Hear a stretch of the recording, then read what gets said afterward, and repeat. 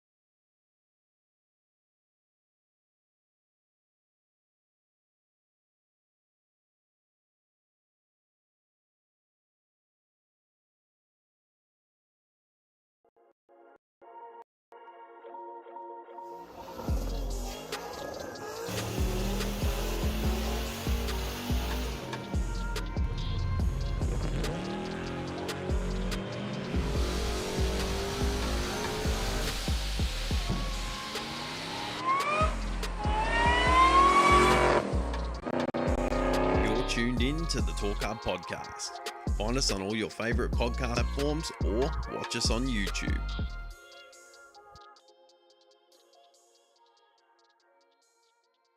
Well, how are we there? We got sound? I hope our sound is doing better than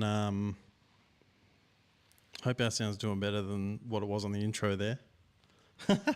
Bit shitty. It did seem a bit shitty, yeah. But, you know, this is live and we've never done this before, so this is what you get. Let us know how we fare there, fellas. If you can hear us, give us a shout out. Should be all right. Just check the properties here. Sound check okay. Sweet. Nice. All right. Excellent. We're here. All go. I think so. Well, welcome everybody.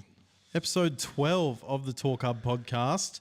1 year since we kicked it off and added it to our list of content. That's gone quick. Very quick, actually. Yeah. I'm surprised we made it this far. You and me both. But I thought we'd do something a little bit different this time. Yes, Do it live. Jeff's been very busy.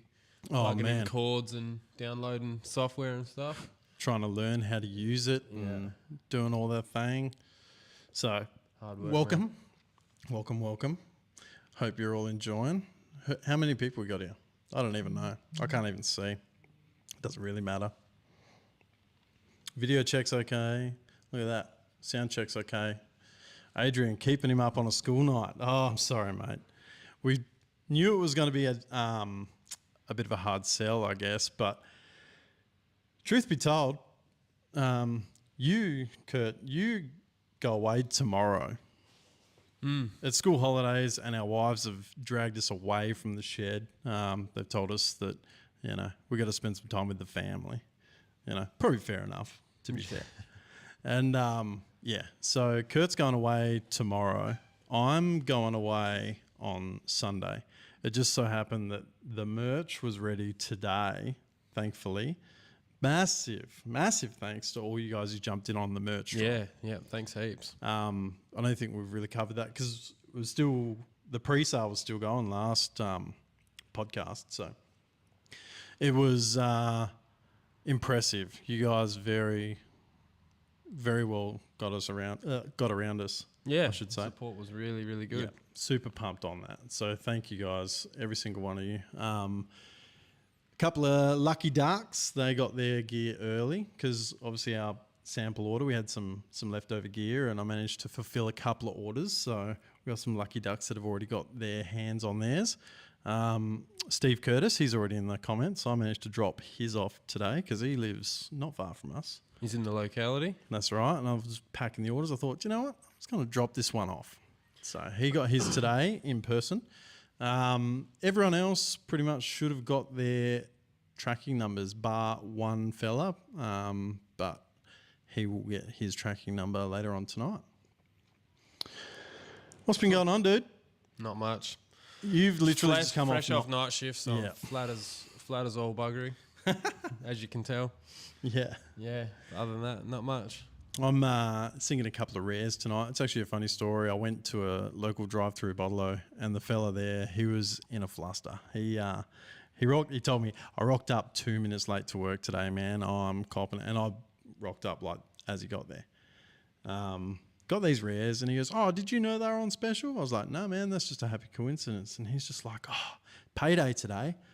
Might treat myself to some rares. I'm like, oh, it'd be rude not to, mate. It would be goes, extremely rude. And it's awesome because I've just met this new chick and she's real cool. And I'm like, oh, nice, man. And he goes, yeah, I got to help her like put her bed together tonight. And I'm like, oh, yeah.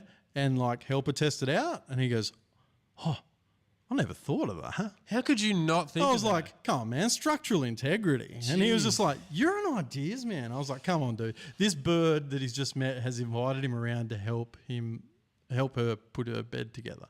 Come on. Read the room, bro. Jeez. Just spoon feeding him and still not taking it. Unbelievable. But anyway, so I've got some rares on special. I've got them in a koozie because, you know. Koozie? Yeah. I'll adopt that. Oh, koozie. okay. Koozie's easier to say than stubby holder. Okay. I know it sounds a bit weird though, doesn't it? Yeah, nah, yeah. YouTube gets a bit weird about it. So anyway, what's been going on to all you people in the comments there? Chime in. We got a few punters on board. Motorfab, Tirana, Oh yeah, just gonna hit off the bat. straight up. Off the bat. That thing has been doing the rounds, and I mean, we were following that build when it first started, and obviously the channel went real quiet because the dude Got clearly busy. Yeah. Who would have thought, like, trying to film everything you do Yeah. would hinder any sort of progress Wild, right? or efficiency? Yeah. But we've been following him for a while. Obviously, that sweet twin turbo HT Ute of his, which that was a wild car, mid-7 car, wasn't it? Yeah, mid-7 second. Yeah, it was pretty cool. Yeah. I like the Monaro. The junkyard Monaro? Yeah. Yeah. It's like a junkyard car with a junkyard 454 with some marketplace parts and a nitrous kit. Put that together to race. Well, he didn't put it together to race farm truck, but he did end up using it to race farm truck during the MPK series. And I think that's what introduced him to these people who he's now involved with for doing this Tirana. So there was like a mad thrash over the last 2 months to get that thing together when it was pretty much just a chassis with a body draped over it and nothing else for the most part.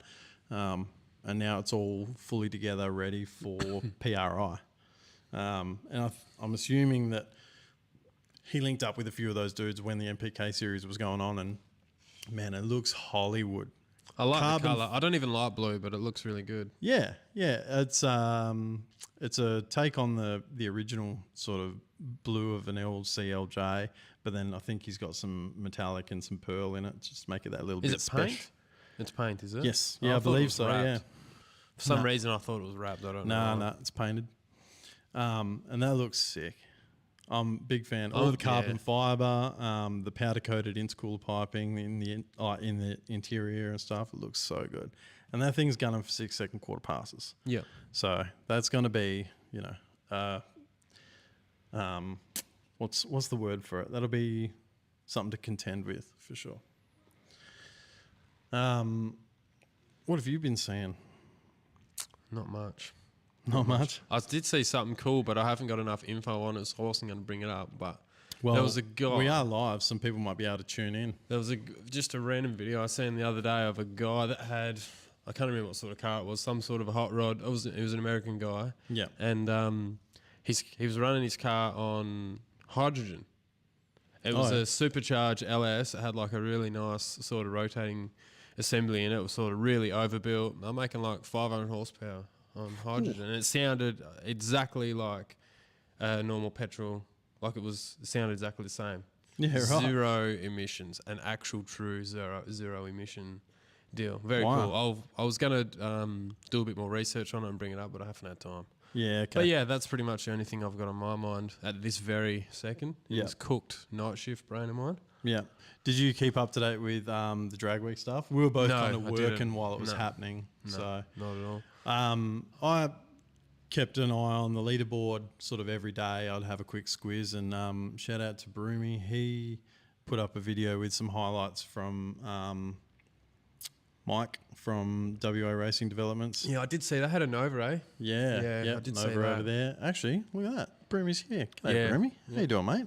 Yeah, mate. Yeah, so they went over and they were in I think it was a Street Fighter small block power out of class.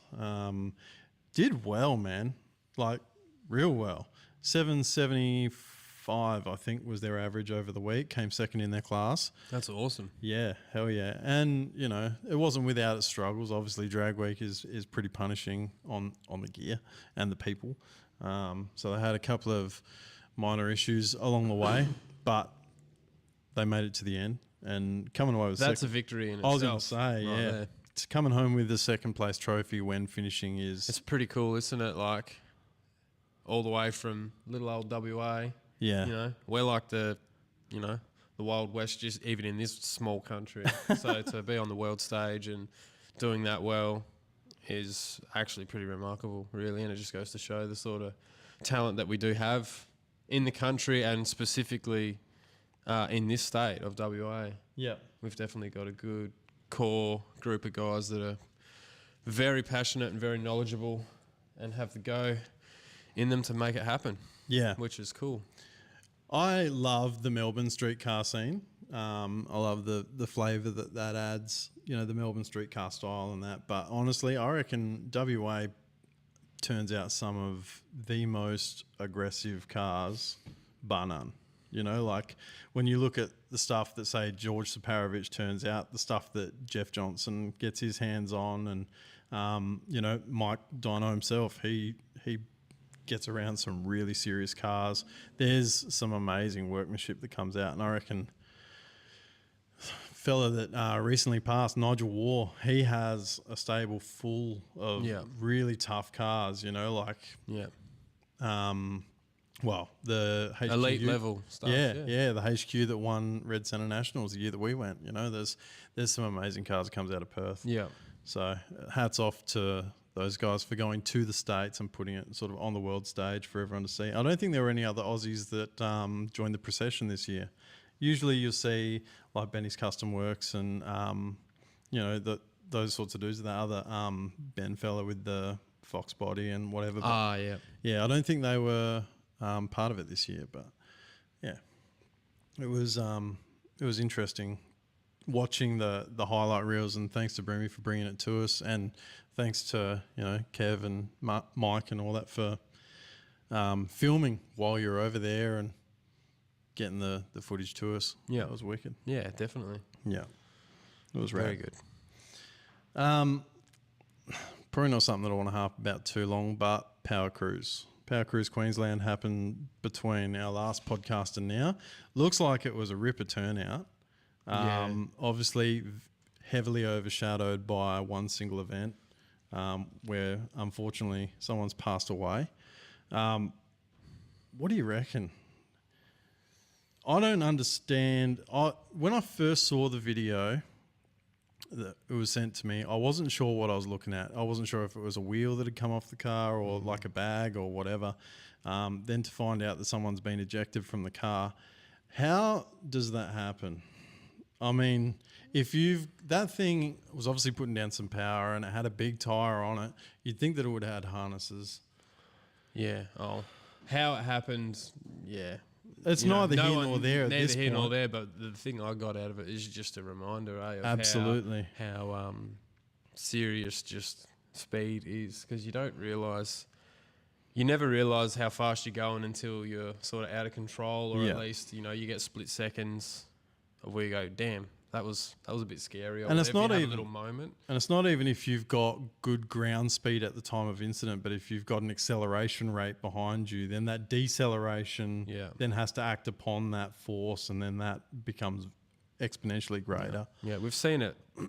I've seen it a few times over the years. Cars going upside down at different events, Gazanats and Collie, and I think it was at Barbagallo one year. I think the Tirana rolled there as well. So I remember that can one. easily happen, especially when you hit the grass and stuff. Yeah, I remember watching that LH at Collie. It was Gazanat's event where he ended up parked. I think it was Wild LH, wasn't it? Might have been, yeah. And he ended up parked on like a water barrier. I was just like, oh. Yeah. No, it's just a reminder, really, to that shit can happen. Shit can and does happen, and it always happens at the worst time. Yeah.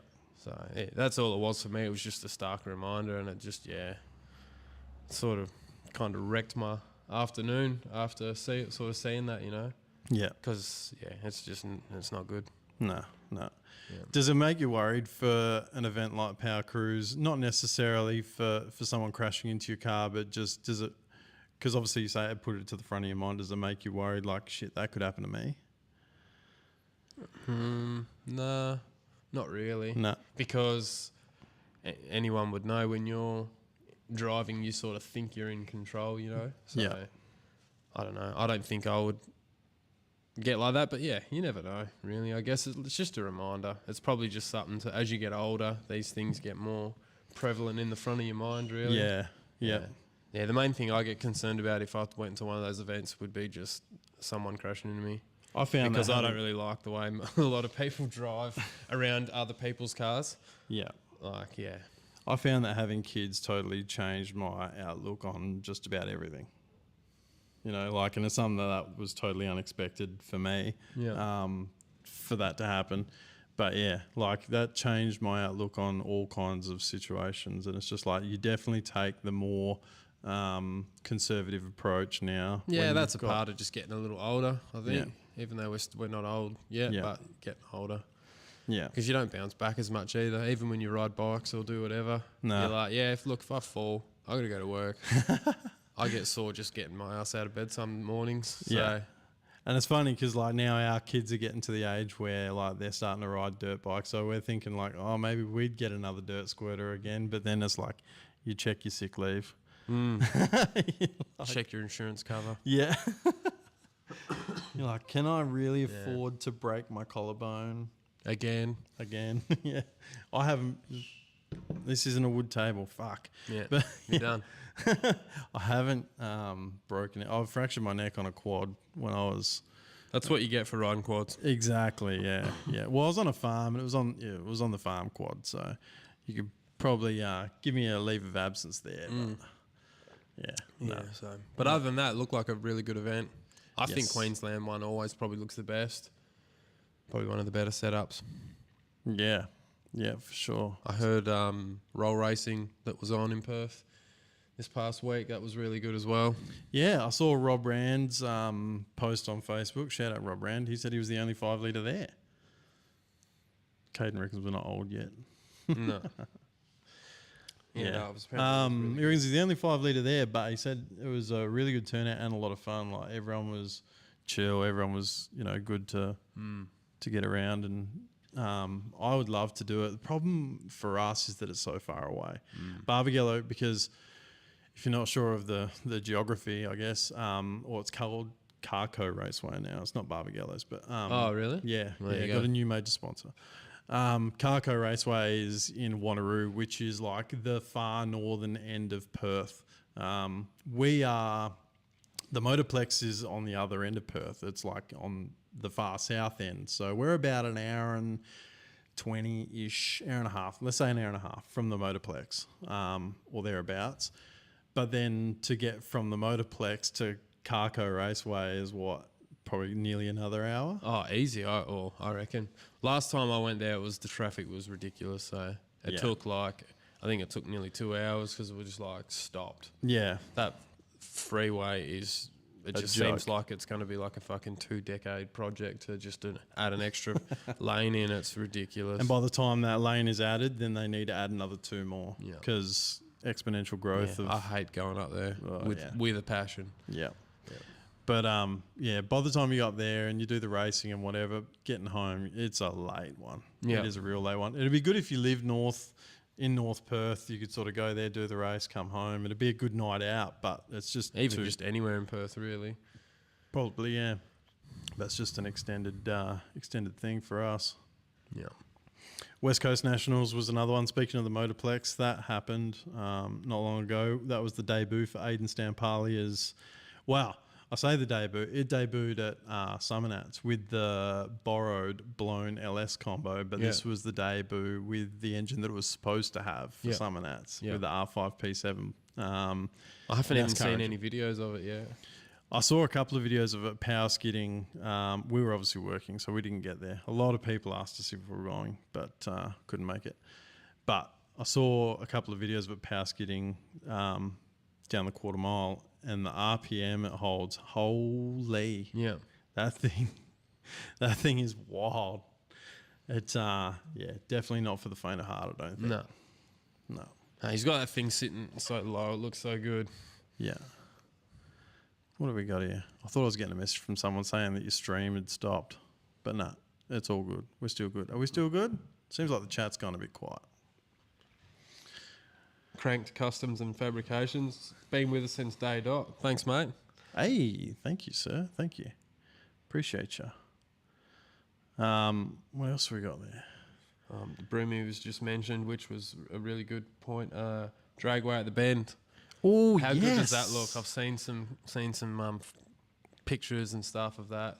Looks really good. They all look like the Motorplex, don't they? Well, look, I think it's the same guy, like the same person or people are designing. They're like they design tracks all over the world. well, look. If it ain't I broke, believe anyway. Yeah. if it ain't broke, don't fix it. Yeah. Like the Perth Motorplex is a world class facility. Western Sydney, is it still called that? Western Sydney International Dragway. I don't know. That's basically built on the same blueprint, just mirrored. Yeah. And the bend looks a little bit different, like the Yeah. burnout pad and stuff looks a bit different, but Yeah, it's a overall bit it looks like it looks more like Sydney's than it does ours. yeah, but And I think also I'm not sure if I'm right or not, but I think the burnout pad's on one side, but the return road's on the other. Yeah, Is that right? Yeah, I think it is. Yeah. yeah, So- okay, Which is a good idea. yeah. Oh man, I reckon it just looks sick. It looks, and it's obviously fresh and nice, and there's already people running fast times because it's a brand new track, and they've got fresh prep, and they would have brought, all the good prep guys over there to get it going. Yeah. But I would love to get to Adelaide, Yeah. and not And only it's close too. It's the closest for us. and it's still not close. Still a long fucking way away, Yeah, that is true. but it is closer. Yeah, and I wonder how close it is in proximity to like the Bend racetrack. I'm assuming it's like in the same like plot of land. Like I wonder sheer distance, like if you were to go from the circuit to the drag strip, how far are we talking? Yeah. I'm assuming I it'd mean, be nice and close. we could have researched that, or we could bring up Google Maps or something. Mate, if I had half a second to scratch my ass, I probably would have chosen to scratch my ass instead of research that because I literally haven't had. It's always a good option. But it would be awesome because they've got like a hotel there. They got like On the track in the middle, is it? Or I think so. like Yeah. the one in New Zealand that they do as well. I think they've got that at one of the New Zealand circuits. Yeah, right. I think. Yeah. How cool would that be? Just like book a room with a nice hotel room with a warm shower. That's the way that you'd want to do it, eh? Not necessarily. I wouldn't hate it. It'd be a good way to get the missus on board though. Oh yeah, true. It's it can be a hard sell saying that you're gonna be swagging it or whatever. Just trying to, I don't know if this chat thing's working. I'm trying to keep an eye on the chat in this window. I've got like a separate screen going. Oh yeah, here we go. Holy moly, yeah, okay. Yep. The video and the audio are a bit out of sync. Oh, I'm sorry. Is it getting better? Hopefully it's getting better. That I can't handle that when it does that, eh? Yeah. Yeah. Like an old Japanese like Kung ninja Pao. movie or something. Is Eh? it Kung Pao? Just need to drink more and it gets better. There you go. Very good. What else we got? When I became a parent, I lost 0.4 of a second at Collier Motorplex. Ooh, interesting. I wonder what... What, can you put it back? Try and put it back. Yeah. Doesn't work. Imagine that. Just gaining half a second by giving your kid back. How's the cheek on him though, blaming the kid? Hey, that's a new excuse. It wasn't because it was down on compression. It wasn't because the suspension setup was all fucked. It's because he had a kid. Yeah. I'm all for that. Okay, so the Bend circuit to the strip is a 2-minute drive. So it's not like walking, but it's pretty close. Yeah. Thanks for that, Ricky. Ricky was the first one in on the merch drop. Did you see that? It was like when we put the video out and we announced that the pre-orders were open, he was in there. He was like, bam. He's been waiting the longest for his shirt than anyone. Hopefully this isn't too annoying, the video and the audio out of sync. It'll be fine for those if you are listening on Spotify after the fact, because I will download this and it will be available on your podcast platforms after. It probably won't be the most exciting podcast to listen to because we're kind of Bouncing off this thing. Yeah, it's a bit weird being live, but it will be the thing. So the hotel at the Bend is on Pitt Straight. You can book a room for a roll racing night. That'd be sick. Yeah, That would be sick. because as Roll racing's definitely sort of gaining a lot of traction, hey? yeah. Is that a pun? There's almost a pun there, right? But I was waiting for you to. nah, well, it wasn't really. It was just accidental. But yeah, it's definitely getting bigger. I especially noticed like in obviously the cars that usually reign supreme, the GDR stuff and the Evo stuff. Like, you've got the where do they mainly do it? Sydney, isn't it? Sydney Motorsport. Yep. That's where the big ones are, and the guys from bloody Melbourne, like, they've got the good rivalry there. That's what you need. Yeah. You've got your Matuk versus your CRDs or whatever, whichever big shops, and it's really cool. Getting after it. Yeah. And then Gup does his like Street Outlaws drag style, like, no prep. Same thing at Sydney Motorsports Park. That's pretty cool. They got a massive straight there. It's crazy, Yeah. isn't it? It's almost too long, eh? Almost. But if we had that similar sort of setup, say at Carco Raceway, that'd be a prime option. You could go book a room for the roll racing night and then come home the next morning. Yeah, definitely. If you didn't have work the next day or Yeah, something, yeah. that'd be sick. Because there's not really any accommodation options close by either. Yeah. Unless- You've got to head back towards the city, don't you? Yeah. Yeah. But then even then, like, And even that'll be a pain in the ass. 'cause, imagine like, if you you're got taking a car and- trailer and shit, like not everyone's going to be brave enough to drive their car there, roll race it and drive it home because, the obvious. Yeah. But yeah, that would be a prime option. Jamboree, 4th of November at the Bend. That's good. That's good to hear that they're already signing up some, big events early in the piece. I know they wanted to be ready for the No Prep Kings thing, but it was, like... Way off. Yeah. Next year if Just they wasn't come. happening. I wonder how much of a success it was for the Pilgrim. Well, I guess they don't know yet because it hasn't aired here. Or I don't know if it's aired in the States or whatever. Yeah. Yeah. Well, obviously, it's going to have to make money if they want to come back. Yeah. Well, they've got to see the potential for it to make money. People will watch it, won't they? It's not like they're not going to watch it. No. It's just whether more people watch it and how much it cost them, Yeah. I guess. Yeah. Yeah, nothing bad come from them coming anyway, I don't think. No, I don't think so. Let's go over to... Do you have any Marketplace morons? No. I think I can play the jingle, but I can't obviously bring up the graphic. Let me see. This has never been tried before, so... No, look at that. Go on. Yeah, it's like Road Connect has totally done a factory reset, so I don't have any of my things. That's okay. Just go with that. This is live, people. This is the problem with live shit. Feels like I'm watching Monkey Magic. Nice.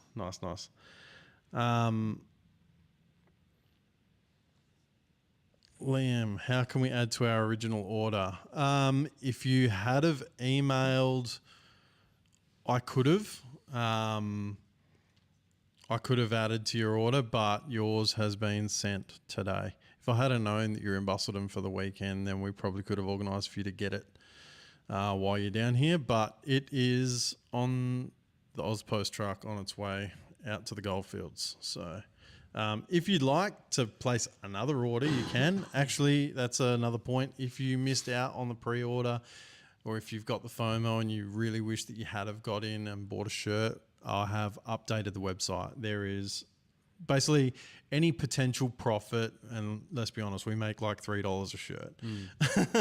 Any potential profit there was from the pre-order, we pumped straight back into buying more shirts as stock. So we've got a limited number across all sizes of the white shirt, which is the one I'm wearing tonight, the Pick Your Poison shirt. We've got a restock on the black Torq Hub shirts.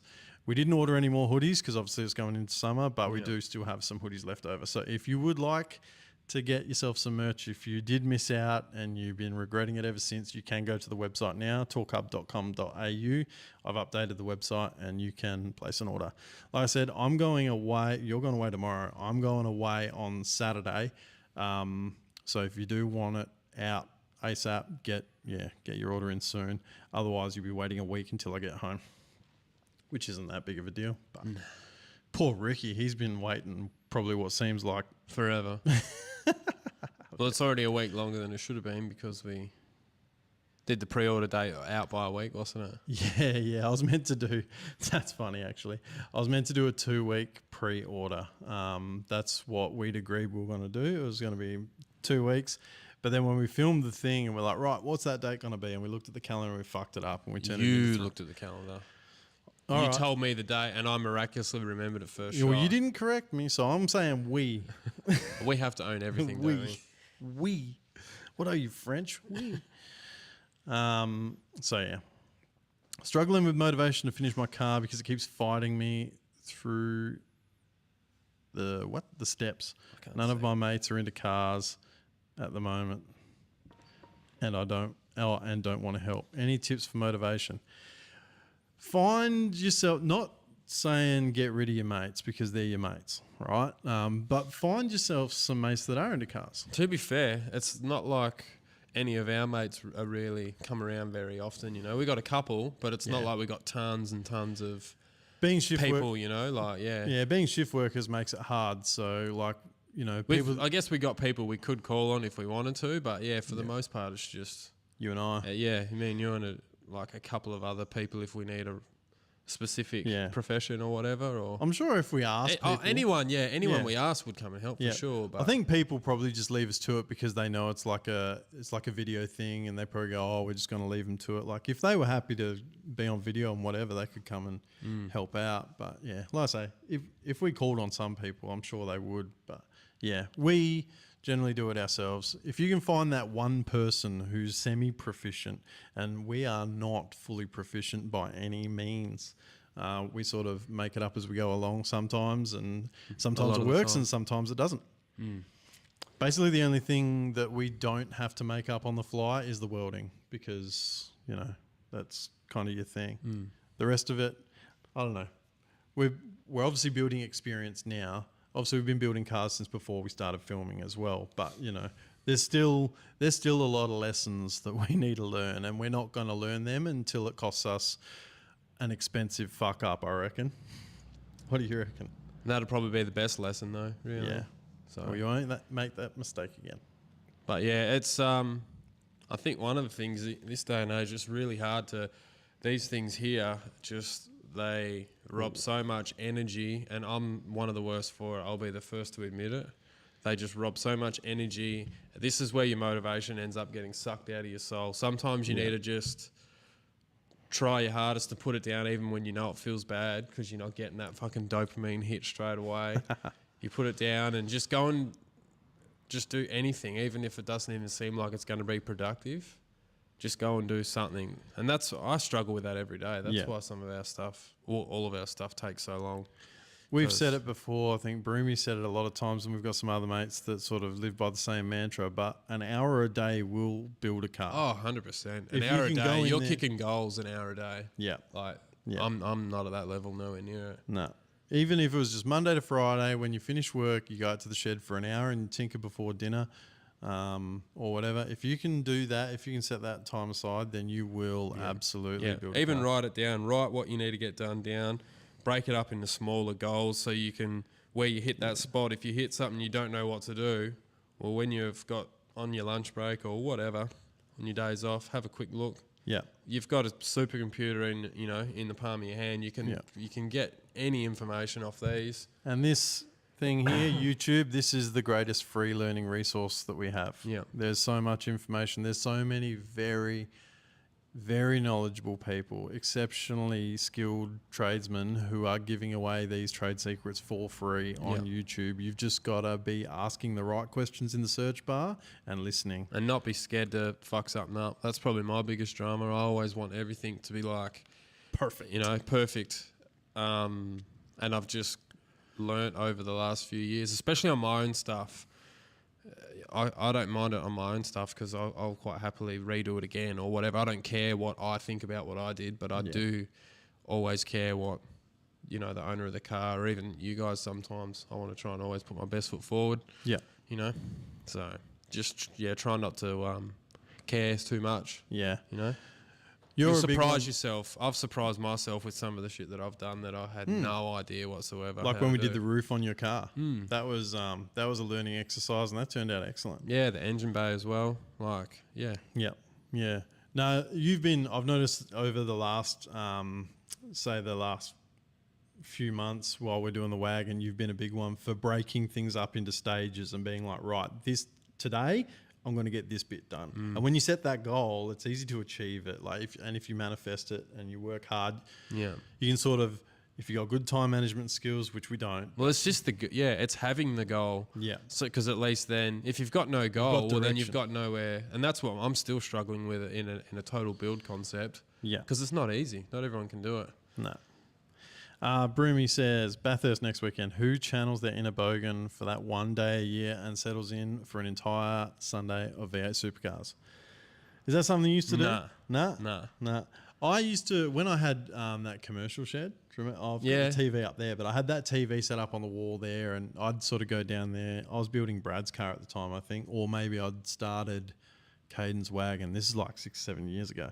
I'd have a barbecue and I'd have the race on, and we'd just be swinging spanners down there. Yeah. And that was like good because it was in, an industrial area, so you could make noise and do whatever, and no one gave a shit. Yeah. Which was good. I haven't really. I think it's probably just the enjoy it. nature of supercars in general, really. I think they're not getting better.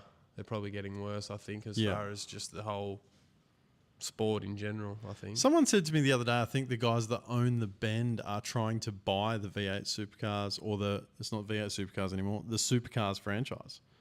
Yeah, okay. I hope they don't take away the Clipsal 500. Like that Adelaide Street race. Yeah. That'd be a shame to lose it. It'd be awesome to have it at the Bend, obviously, but to lose the street race. You don't have to lose one to gain another, do you? No, that's right. But I guess it does have a good rivalry. It's just not the same as what it used to be. yeah, I don't know if there's any truth to that or whatever, but yeah, that's just a little rumor I heard. Let's go further down. Diesel night at the Bend. Keen to see some coal rolling. Hell yeah, that'd be cool. Couple of guys with some advice for Tim there. Watch some project car videos, listen to some good vibe music, and go for it. That's some good. One of my favourite things advice to there, do Guffo. in the world, I reckon, like just my happy place is when no one else is around. When I can just go into the shed, so the missus is like out and the kids are at school or something, and it's just me, and I don't really have any.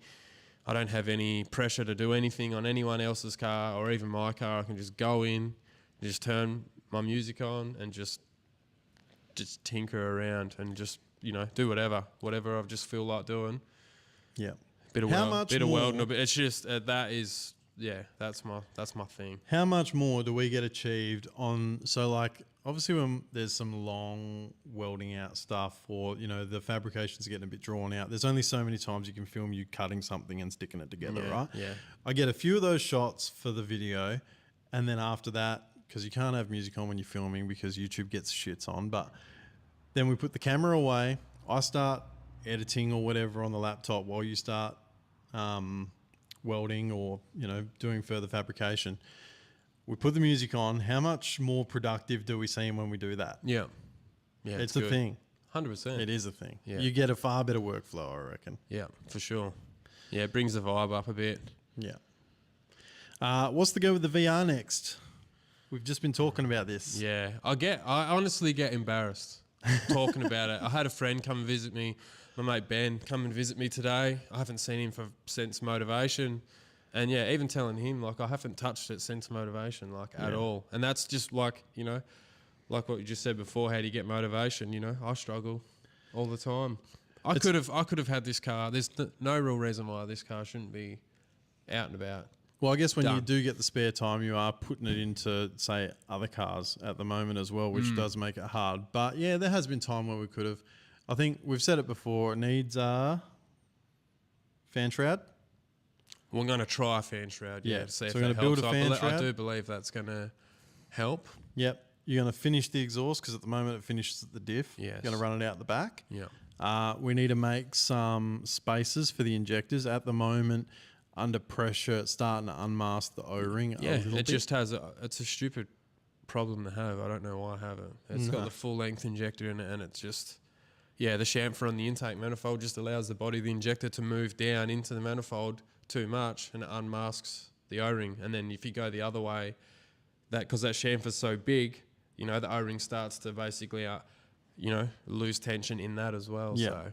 And it's not like we've seen any like major fuel leaks Yeah, well, yet, the thing that stopped it this far is a quick fix was just to roll an O-ring, like a 3mm sort of, you know, your normal size O-ring, rolled it over the injector body, so that was just took up a bit of space, and now it can't do it. But it's not a good fix. The O-rings are already like fairly well perished, so it's only going to take one of those to break and fall out. Yeah. And then we've got E85 everywhere. It's not a good look. So not only that, like the reason why it hasn't leaked yet is we also haven't got it under boost. Once you start getting that fuel pressure rising up, I think we're at a much higher danger than what we are now.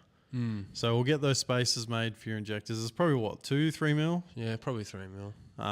We'll get that done, and then after It's just little stuff, the little annoying stuff. That's not really much fun to do. No. If I had like a new G series like G45 to put on, like all new Plazzy clamps and alley bends, I would have like done it all. I'm like, fuck yeah, let's do this. But when it's just the little shitty annoying jobs with like not much satisfaction, they're the ones that are really hard to get done. And you'll notice anyone that's done any sort of project work, the last 10% can be a lot hard to get through it, and a deadline is probably the best way, and for me one of the only ways to actually make it happen, because you're just like, all right, we just got to do it, and you just get in there. So yeah, well, so yeah, I think the very next thing will probably be the exhaust and the shroud. They'll be both super easy jobs.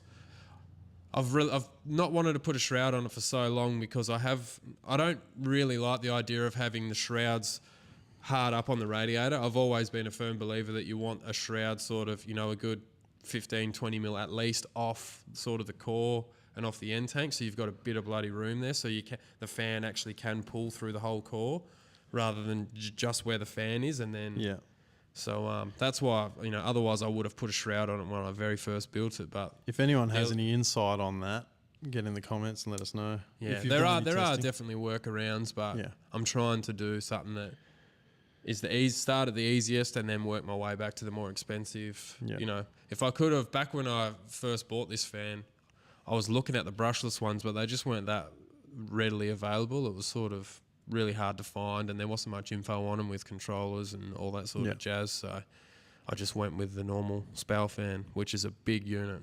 It is a big unit. So yeah, we'll do some more stuff. I want to get all the fab. The idea is to get the fab done on the wagon in the next, you know, month or two, month and a half or whatever. And then we can sort of maybe ship it out and get it here, and we can start doing some of the mechanical stuff here. Yeah. That was the idea. And then we were going to work on the VY, but there might be another project. It just keeps changing in the background. So, yeah. So I don't know if you're a recent addition to the channel and you're a little bit confused on the setting or whatever. There is 2 sheds. So this is my shed where we are now. Obviously my ute's here, and the sheds are the same size, and they both got a hoist. This one's behind the camera, but where we're working on the low cut fuck truck at the moment is at Kurt's place, and once the fab's done, that'll come here for wiring and mechanical while we get another fabrication project in. So yeah, there's definitely no shortage of stuff that I can do now. We've got so many options. Yeah, for sure. Definitely starting to get sort of more people reach out, like people that we either know or semi-know. Hey man, do you want to do this? So there's been a few projects that have definitely sparked some interest between both of us. I'm very selective. And that very, doesn't very mean selective. send us No, not at all. Not at all. Yeah, sort of, yeah. If you don't know us, don't. Chances are, if it's a project that we're interested in, then we probably already know about its existence, and we'll probably not approach you, but we'll show interest at least. Yeah. It's more friend circle stuff. Pretty much. So we don't know if we'll film much of the stuff with the VR, because it is just that small stuff, and it's, you know, it doesn't make for entertaining TV. It'll probably be something that we do in the background. See how we go. But hopefully the next time we see that car, it will be ready for the dyno. Yeah. But yeah, we've still got a fair bit to work on with that wagon, which Caden's in the comments here somewhere. But yeah, really happy with how the wagon's come together so far, besides how long it's taken me. just to try and find the time. But when we have actually spent time on it, it's come together pretty good, and I'm really happy with everything that we've done so far. Yeah. I guess there's a couple here. When we'll see a video on the SLE? And there's a couple other people asking on the video. Very soon. Very soon. Very, very soon. Sooner than when we did a live stream. Was it last week? Yeah, on Instagram, yeah. When was that? What day was that? Tuesday or one of them days? Yeah. They all blend together. And we said, it might be a couple of months. And then what was it, the next day or the day after? What do you know? It's painted. There's some jam getting thrown on, and it's looking really, really good. Yeah. It's getting you're getting a bit excited, mate? I am getting excited. It's painted. There's only 2 bits that need painting now is the bonnet and the boot lid. The doors are done, the engine bay's done, the boot's done, underbody's done, the interior's done, door jam's done, blackouts are done, except for the beaver panel. The rear beaver panel needs a blackout done on it, but they're just going to let the paint degas for a couple of weeks first. Simon said, look, I've got 100% confidence I could tape off and spray it now, but when you've come this far, why not just wait? Yeah. Which is fair. Yep. So the bonnet and the boot lid will get done. And then, so same thing, the whole car's just going to degas for a couple of weeks before he then does a wet sand and a buff on it. And then after that, it'll be ready to pick up. Super, super close. I'm seeing the light at the end of the tunnel at long last. It's hard to show you guys because if I do a video, I want there to be some fairly visual progress. You know what I mean? Like there's got to be a bit of impact or whatever to show you. It's really hard to show you, hey, this thing looks the same as it did before, but they have done work on it, but it still looks fucked because it's still in primer. You know what I mean? Like it's hard to do regular updates when there's not that much change. It would be different if we were doing the work and we could then show the work being done, but because I'm paying them and I'm not there filming because I'm working to earn the money to pay them. It's you go there and look at the car and I can see things that are done, but it's not gonna translate well to TV. Same thing. Everything that we put out for you guys is entertainment. Some of it's educational to a point, some of it's handy tips and tricks, but for the most part, if we're making a video, there's got to be some kind of value to it, whether it be for knowledge or entertainment. And 9 times out of 10, because we don't have a lot of knowledge, it's for entertainment. Hopefully that answers your question. Any tips or issues to look out for a recent owner of a Mighty 5 litre? Never had one. The Clubby is my first. Ooh. AO from Never Late Podcast. He's just picked up a VR Clubby. Ooh. Nice little red one. Oh, yeah. Actually, yeah, I did say that. Yeah. In the bloody... On the gram? Yeah. Jeez, they're pretty easy. If it's stock, yeah. Yeah, if it's stock, they're easy. The stock cooling system's amazing. The only problem is you can't really find anyone to tune it with a stock Delco. But you don't need to if it's not got nothing done to it, really. If you're going to do a bit with it, then maybe contact someone like Ultimate Wiring Conversions and get an LS computer conversion for it.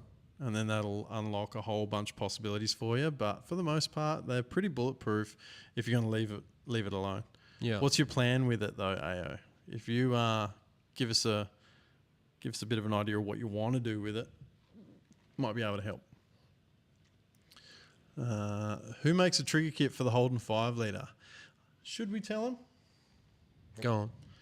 We've been harassing Reed Speed about this. You're wearing the shirt. Look at that. Yeah. Yeah. I thought I'd represent our sponsor. Yeah. Reed Speed. That's it. Big Reedspeed.com.au. Head over there. Well Get yourself some Billy goodness. Well done. Yeah. We have been talking with Dan about doing a trigger kit for the Holden 5 litre. At the moment, people just make the small block Chev kit work. You can get the MSD small block Chev kit and just, make your own brackets and whatever. That's how most people are doing it, or they're using like a custom ATI balancer or an Innovators West balancer with the flying magnets built in. That's another way of doing it. You still need the bracketry though, don't you? Yeah. But there's no one that does a bolt-on trigger kit for a Holden 5 litre. So that is something that we're looking at doing. I did also ask about doing the external oil pump and that, but Savvy Motorsport do a kit, and it is a good kit. Yeah. And I think, to his credit, I think it's one of those things where he's like, look, they already do it and they do it well, so I'm just going to let them have it. Yeah, well, it doesn't make sense to try and crack Compete. into like the Holden stuff's already a pretty slim market as it is. Yeah. Yeah. And that's probably why no one's developed a crank trigger kit, because let's be honest, a lot of guys are too scared to put aftermarket EFI on these motors. It's just like a lot of the time it's not a done thing. It's, you know, they just want to muck around with the old Delco or whatever, or do the chips or so I have no doubt if someone made a plug and play harness for a whatever, pick your brand, Fuel Tech, Haltech, friggin' Holly, whatever, if you could make something that just clicked in, you would get a lot of people buying them, I reckon. Because a lot of people are like me, they're scared of wires and spaghetti and stuff, so it's I get it. But that's something that we do want to do with Reed Speed. Obviously, we've done the RS1 kit on the wagon, and you've got the 6-rib alternator kit on your car. But when I guess we sparked this partnership together, what we really want to do is help develop some other niche products, because there aren't that and many, then promote them. Yeah, there aren't that many hardcore 5-litre guys around. So if we see something that we think would be of benefit to the market and it's not available and we can work with him to do it, then that's something that we want to do. Yeah. Help support him, because he's been a big supporter of ours. So what else have we got here? There you go. Ricky said, yeah, you are correct. The Shaheens are looking to buy supercars. So they're the guys that own the Bend. Yeah, okay. Interesting. You know what would be cool?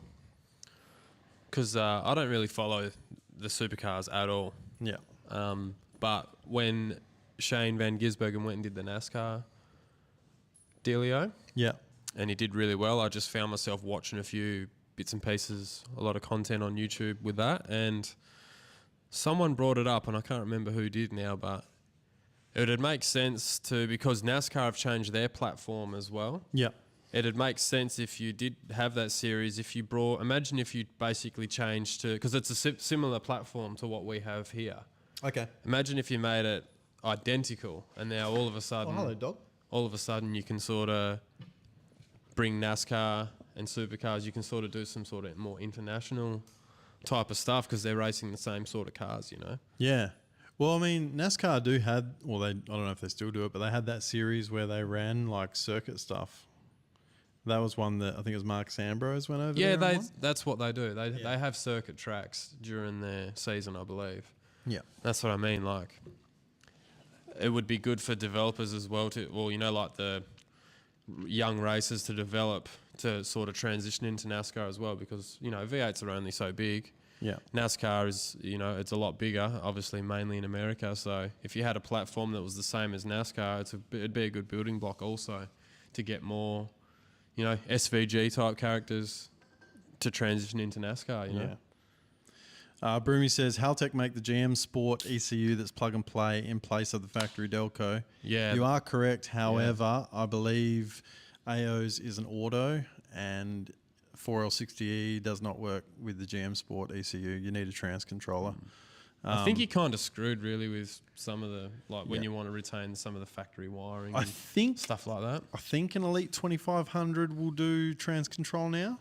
Don't quote me on it, but I think that software is available, because I think... Is anyone even buying those anymore? Everyone's just buying R3s Nexus. and R5s now. Yeah, Nexus. So so that the GM Sport, that's a plug-in, isn't it? That just plugs into the factory. Sure like does, you use all the standard 5-litre harness, and you just basically plug it in. Yeah. We were almost going to do that with the VH wagon, but now we've gone with a Holly Terminator X. Yeah. And that was easy. We had all the options because it's a manual. We didn't have to worry about trans control. Yeah. But we chose that because we wanted Jeff Johnson to do the tuning for us if at all possible. So. Yeah. Well, yeah, that's right. We'd spoken to him before. And not to mention that particular product that we bought is pretty well priced and it's feature rich. Yeah. It's pretty good. Some people do hate on the Holley stuff and, love the Haltech I like the and vice product. versa. I think the product's good. I just wish it was made in America, but then it wouldn't be what it costs, That's right. When that came out, that kit was $1,000 US when it first came out. $1,000 US.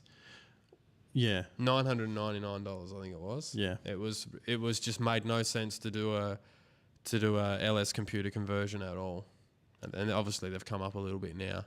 I missed a prime opportunity. Liam's just called me out. He said, "Give us a crisp mic crack," and I didn't.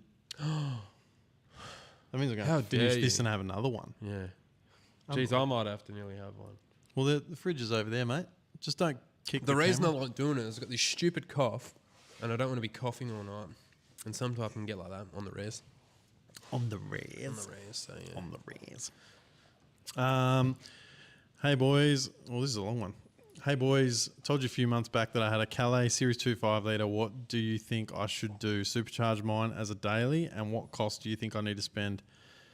Love the show, boys. Cheers, Ben. I love me a VS Series 2 Calais. Oh, my God. My dog. Just let me send my wife a message to say, come get this dog. Can I pet that dog? Can I pet that dog? Hey. Come get this dog. Oh. Stepping on cords and shit. Fuck me. We'll be right back. Look at them. Hang on a sec.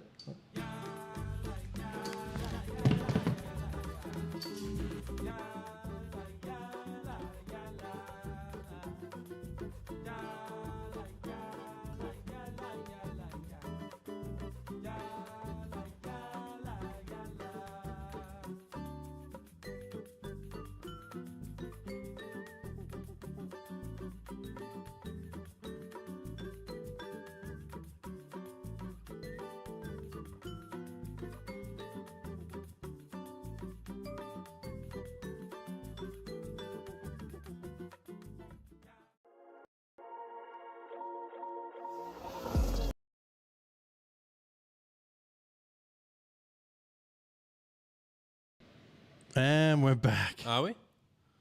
We're back. All right. What? Where were you? I can't Far read out. any of that. Hey? Dog was going berserk, tripping all over cords and shit. Fucking hell. You can't deny that this is life. Bad Q, I can still see us. Yeah, you can still see us. But you just can't hear us swearing at the dog. That was the whole idea for the pause screen. I hope you like the elevator music too, by the way. Elevator music was just a last minute add in. I figured if we need to do a wee or get an extra drink or something, we could just do a quick pause screen. Right, back to the question, Jeff. Right, back to the question. Series 2 Calais 5-litre, should we supercharge the daily? What cost do you think I need to spend? Right, I am a big advocate for that Harrop 2300 kit. Mm-hmm. For simplicity of being able to bolt it on, go get a tune, and just go. That's essentially what this car behind me is. It's got a very archaic version of that. Got the Eaton M112 blower kit, bolted on with the stock bottom end, go get it tuned, whatever, and bang, you're on. Yeah. I think it's a very good way of going about it. How much is it going to cost? That's going to depend on your availability, or your availability, your ability as well. What tools you got, what time you got. You can buy the kit for what, 10 grand, non-intercooled? Yeah, something like I that. think you're probably looking at 15 grand for the intercooled kit, or thereabouts. Yeah. With a bit of shipping and whatnot. But yeah, the kit would be. What does the kit? It doesn't come with no injectors or anything, does it? I think you might. Be I think able to at 15 grand you can get it with injectors and the intercooler. I'd say, let's say if you bought it and you could fit the blower yourself and then just toot it down the road to the tuner, you'd probably be into it 20 grand or thereabouts. Yeah. At least, really, I guess. Depends what sort of drive line you've got as well. Have you already got an exhaust? Like a free flowing exhaust? Are you gonna have someone make you an intake pipe, or are you going to be able to build that yourself? Like, there's a couple of caveats to it. The main things: transmission, fuel system, diff.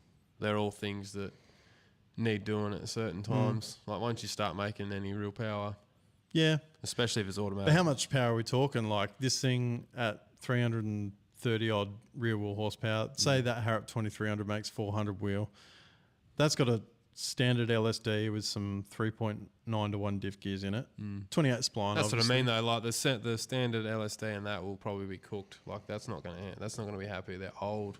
They're already nearly fucked now. You're not going to find any good Borgie senders now. Really, you can shim them up and stuff, but you know, essentially, you really want to put a true track in it at that point. Really, it's not going to last. I don't think. Yeah, I don't know. But yeah, it's being a Calais, so it's going to have the 4L60E in it. That's probably the biggest. Yeah, that's why I just went turbo 400 straight away. Yeah, you can make it work. Look, once again, it comes down to your horsepower goals as well. Like if you're happy to put 10 pounder boost in it and make 400 wheel and that's it. Yeah, you could put, like a billet servo and some better clutches in it. And I think those 4L60s, a lot of it's in the tune. I think the tune is really key. Obviously, they're inherently weak. I think the tune is a vital part of it, but you need the hard parts as well to go along with it. Like the problem is you can have the best of everything in it and then have someone just screw the pooch on the transmission tune and then you're back to square one. So yeah, that's an important part of it, that's for sure. Yeah. I find myself wishing I had if Harrop had had that kit out before I started all my stuff, I probably would have done it. It would have been heaps better. Yeah. Or not necessarily heaps better, but a lot easier. Yeah. Yeah, no, it would have been good. And I'm starting to see a bit of a trend, like the bigger pump, the 2650 pump. I'm starting to see sort of cars that maybe would have went a turbo LS are now like sort of, you've got other options. So the Harrop stuff or the Kong 2650, all that stuff. Yeah. I think I watched the video today. Well, not I think. I did watch the video today with the Kong 2650 set up on, I think it was a GDS or a Club Sport or something. VF. Makes 1,000 horsepower. We weren't doing that before with sort of under the bonnet style blowers. No. You were usually sort of up around the, high 700-800 sort of horsepower region was sort of where you would usually land. So yeah, it's good to have something that can now make, in the 1,000, 1,100 plus to the tyre range. Yeah. In a blower package. So. I think they, I don't know if it was for an LT4 or something. I think they did like a 3-litre rotor pack in that case. Yeah. In a 2650 case, maybe? Not sure. That'd be pretty sick. Someone's belting on the love heart button down there. How cool. I can see all these things. Yes, sir. Didn't hear it. We'll be back. What events are you going to next? None. My shed. Yeah. I got so much friggin' work to do, dude. Are we locking it? Well, I'm locking in for motivation. You'll be there. I'll be there, 100%. Will your car be there? Oh, actually, I say I'll be there 100%. My word. Hold on that. Could do, possibly. So, I hope to be there. Yeah. I'll be there. Mix locked in. I wouldn't mind getting a few other dudes that we know to come in. And Steve Fiorenza's going. He's got an 1,100 horsepower VP Commodore turbo LS deal. We should check in with Ash, see if he's coming again. Yep. I'm trying to talk Toby into bringing his BF XR8. It's got a blower and stuff on it. That's pretty cool. Yep. We could check in with Rob and see if he wants to bring the turbo tonner. Maybe Rosie's car will be ready. The Super Camry might be done by then. See how we go. If I get my SLE back and I can put it together as a complete roller, like say if I can put the dash and the seats in and put the wheels on and the bumpers and stuff like that, and there'll be no driveline in it bar the diff, maybe I'd bring that just as a bit of a display piece. I'd talk to the Summonets guys and talk about doing that, but yeah, we would look at doing something like that. We'll be there. Yeah, we should be there. We'll be there. And we'll be better organised this time. We'll bring like merch and stuff. I think we'll... You don't need to bring heaps of shade. Yes, yeah, heaps of shade. We'll better plan our time this time around as well. Like we'll set times and we'll tell people we'll be at camp for these times. You can come and have a yarn then. Because as awesome as it was being bunkered down at camp, talking to people the whole time, we did miss a lot of the events and stuff. So it's like if we can... I didn't really care about that. Well, your car wasn't driving, so... But yeah, something like that. I don't know. We'll work it out. The elevator music was hilarious. Good stuff. Thoughts on Dave Kindig and Kev Dog coming to Australia? Got my ute selected for their show and shine at the Adelaide 500. I didn't even know about that. Dave Kindig, that's of Kindig Customs fame. Yep. High elite type Pro Tourer cars. Yep. I haven't watched an episode in I don't even know how long. Probably since I last had Foxtel, which was... I mean, yeah, who knows? Yeah. 6, 7, 8 years ago or more. I don't know if I've ever watched it. Got That is pretty cool, though. They've got some real nifty parts and stuff. I do like his custom door handles. Well, they like push in, they like mount flush. Yeah, yep. Yeah, I have seen nice. those. They're the ones where you like push one side and it comes out. Yeah. Yeah. Yeah, they look sick. That's cool that you got selected for their show. Yeah, that's awesome. That's got a blower. So actually, that brings me back here. Bang, my boy Tristan. When we be putting an LS1 in that ute behind you, should we tell him? You want to tell him? You can tell him. I don't know what we're telling him. It's not going. It's not going to happen. Not in that one, anyway. Yeah, not in that one. Actually, that reminds me of. He said, drag Zach's car out. That was the Celsior that was on our Instagram live stream the other day. Yep.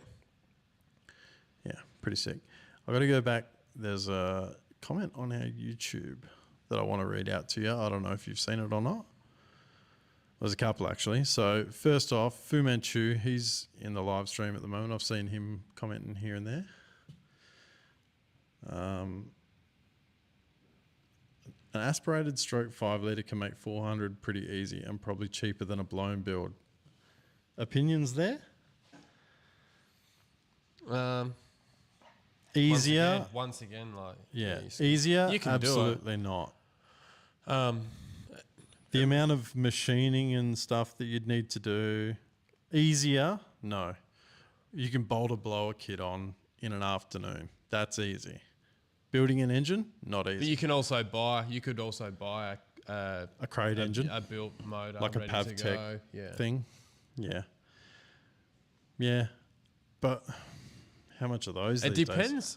I think the number of sort of, or, the horsepower number is irrelevant. It's kind of what you want out of it as well, because each different type of power adder or Atmo or whatever, they've all got their different attributes. It depends what you want. Yeah. He said, perfect. I think that's why I'll go. Cheers, boys. Have you been to Summer Nats? Yeah, You've been? have. Yep. I went to Summer Nats 30. Yeah. It was pretty good. I have not been. I'd like to go at some point, but it's a hard one for us because motivation is more or less straight after, pretty much. So motivation is local to us. We can drive an hour and a half down the road and do that one, and we can take our cars and all that sort of stuff. If we're doing Summer Nats, we'd have to fly over, accommodation and all that sort of stuff.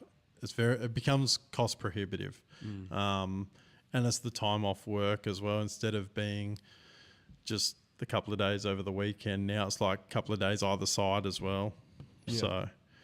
So it's definitely worth doing though. Oh, I'd love to do it, and we will do it. Yeah. When I did it last time, I only went for sort of the day. I was visiting family over there, and I sort of went with my uncle, and we just sort of went for the day. Whereas I think you've got to make a weekend of it. You've got to sort of go there, make a weekend of it with your crew or whatever. Take a few boys, and just have a good boys sort of weekend of it, I reckon.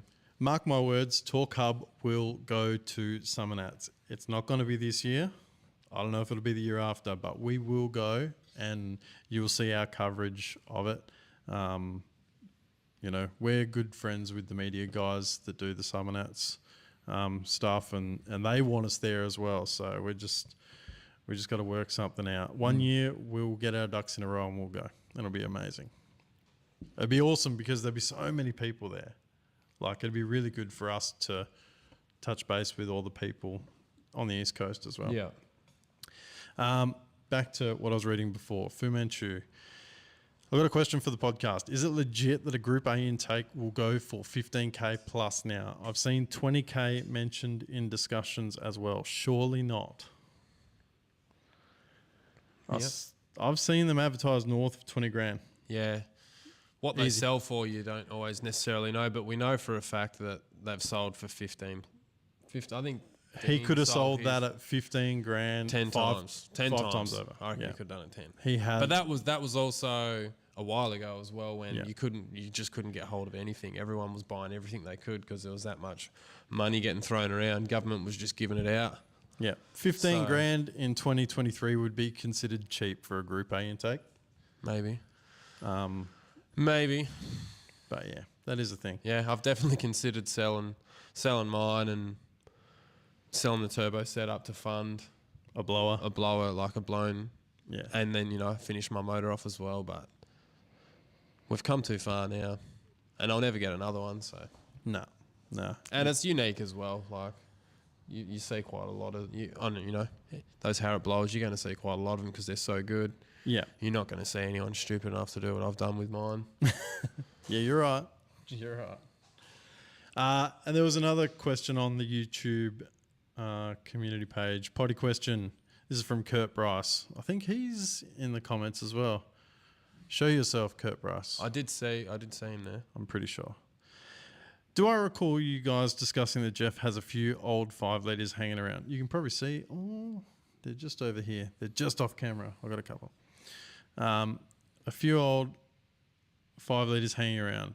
What about an old, cheap Gemini of any year and slot one of Jeff's old 5 litres into it for a drag or burnout rig? Done on the cheap or as cheap as can be. Maybe shout out for anyone who has anything they can donate, maybe a paddock basher or a bush wreck. Thanks.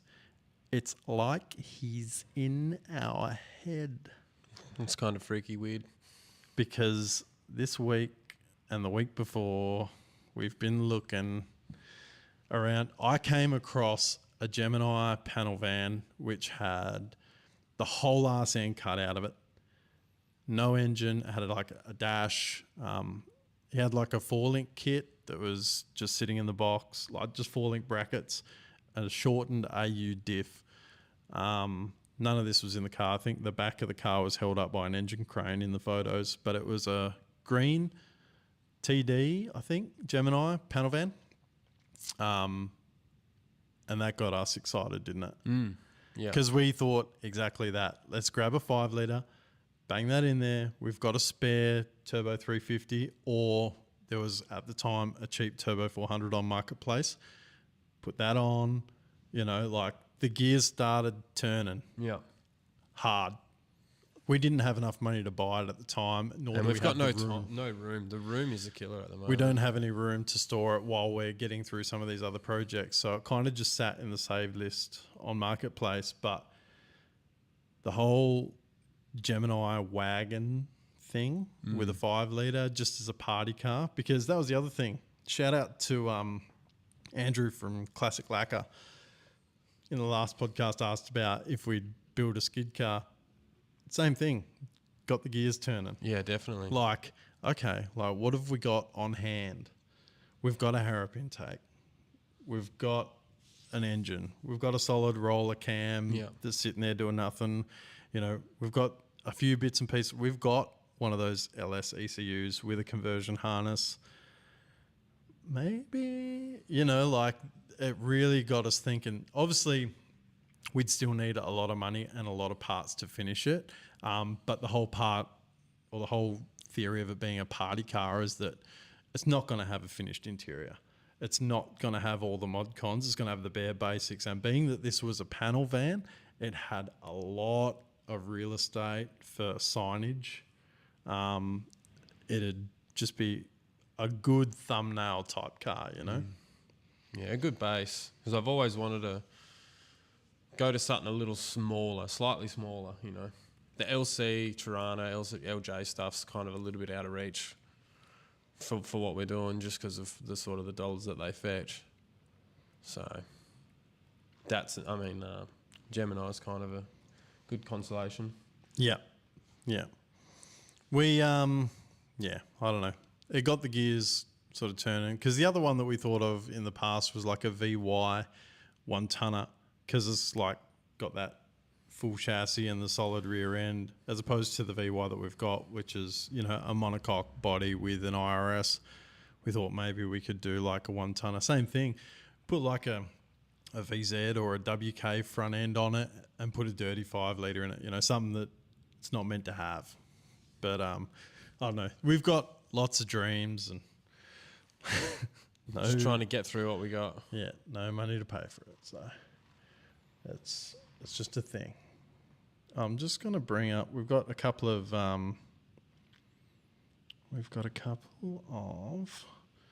voice messages as well.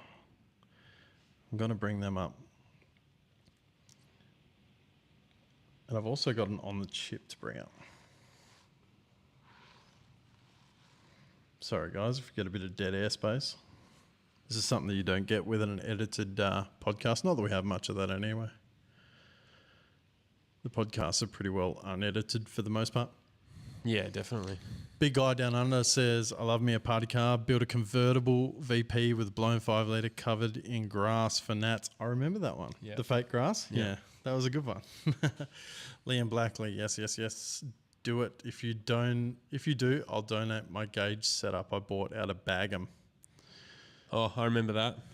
That was the pink one, wasn't it? It Or was, is the yeah. pink one. That was pretty cool, that thing. It was. I'm not sure if this is going to work. Let us know if you do or don't hear the audio from this voicemail, guys. This is a trial. Hey fellas, just listening to your podcast at the moment, talk about building a burnout car. What about other forms of motorsport? Would you ever get into roll racing or time attack? Like, I know you boys are from down south in WA, so like Collier's a sick track. Would you ever get into any other forms of motorsport? Cheers. Would we get in? Yeah. Money, no object. Space, no object. I'd do all of it. Yeah. I'd do drag racing. I'd do tarmac rally. I'd do drifting. I'd do circuit stuff. Why not? You know, like I'd do all of it. I'd do as much of it as I could. Yeah. Drifting would be good to do. Yeah, I think that'd be fun. Burnouts. I'd do burnouts. I'd do, you know, if you could have a car for everything, you would. Yeah.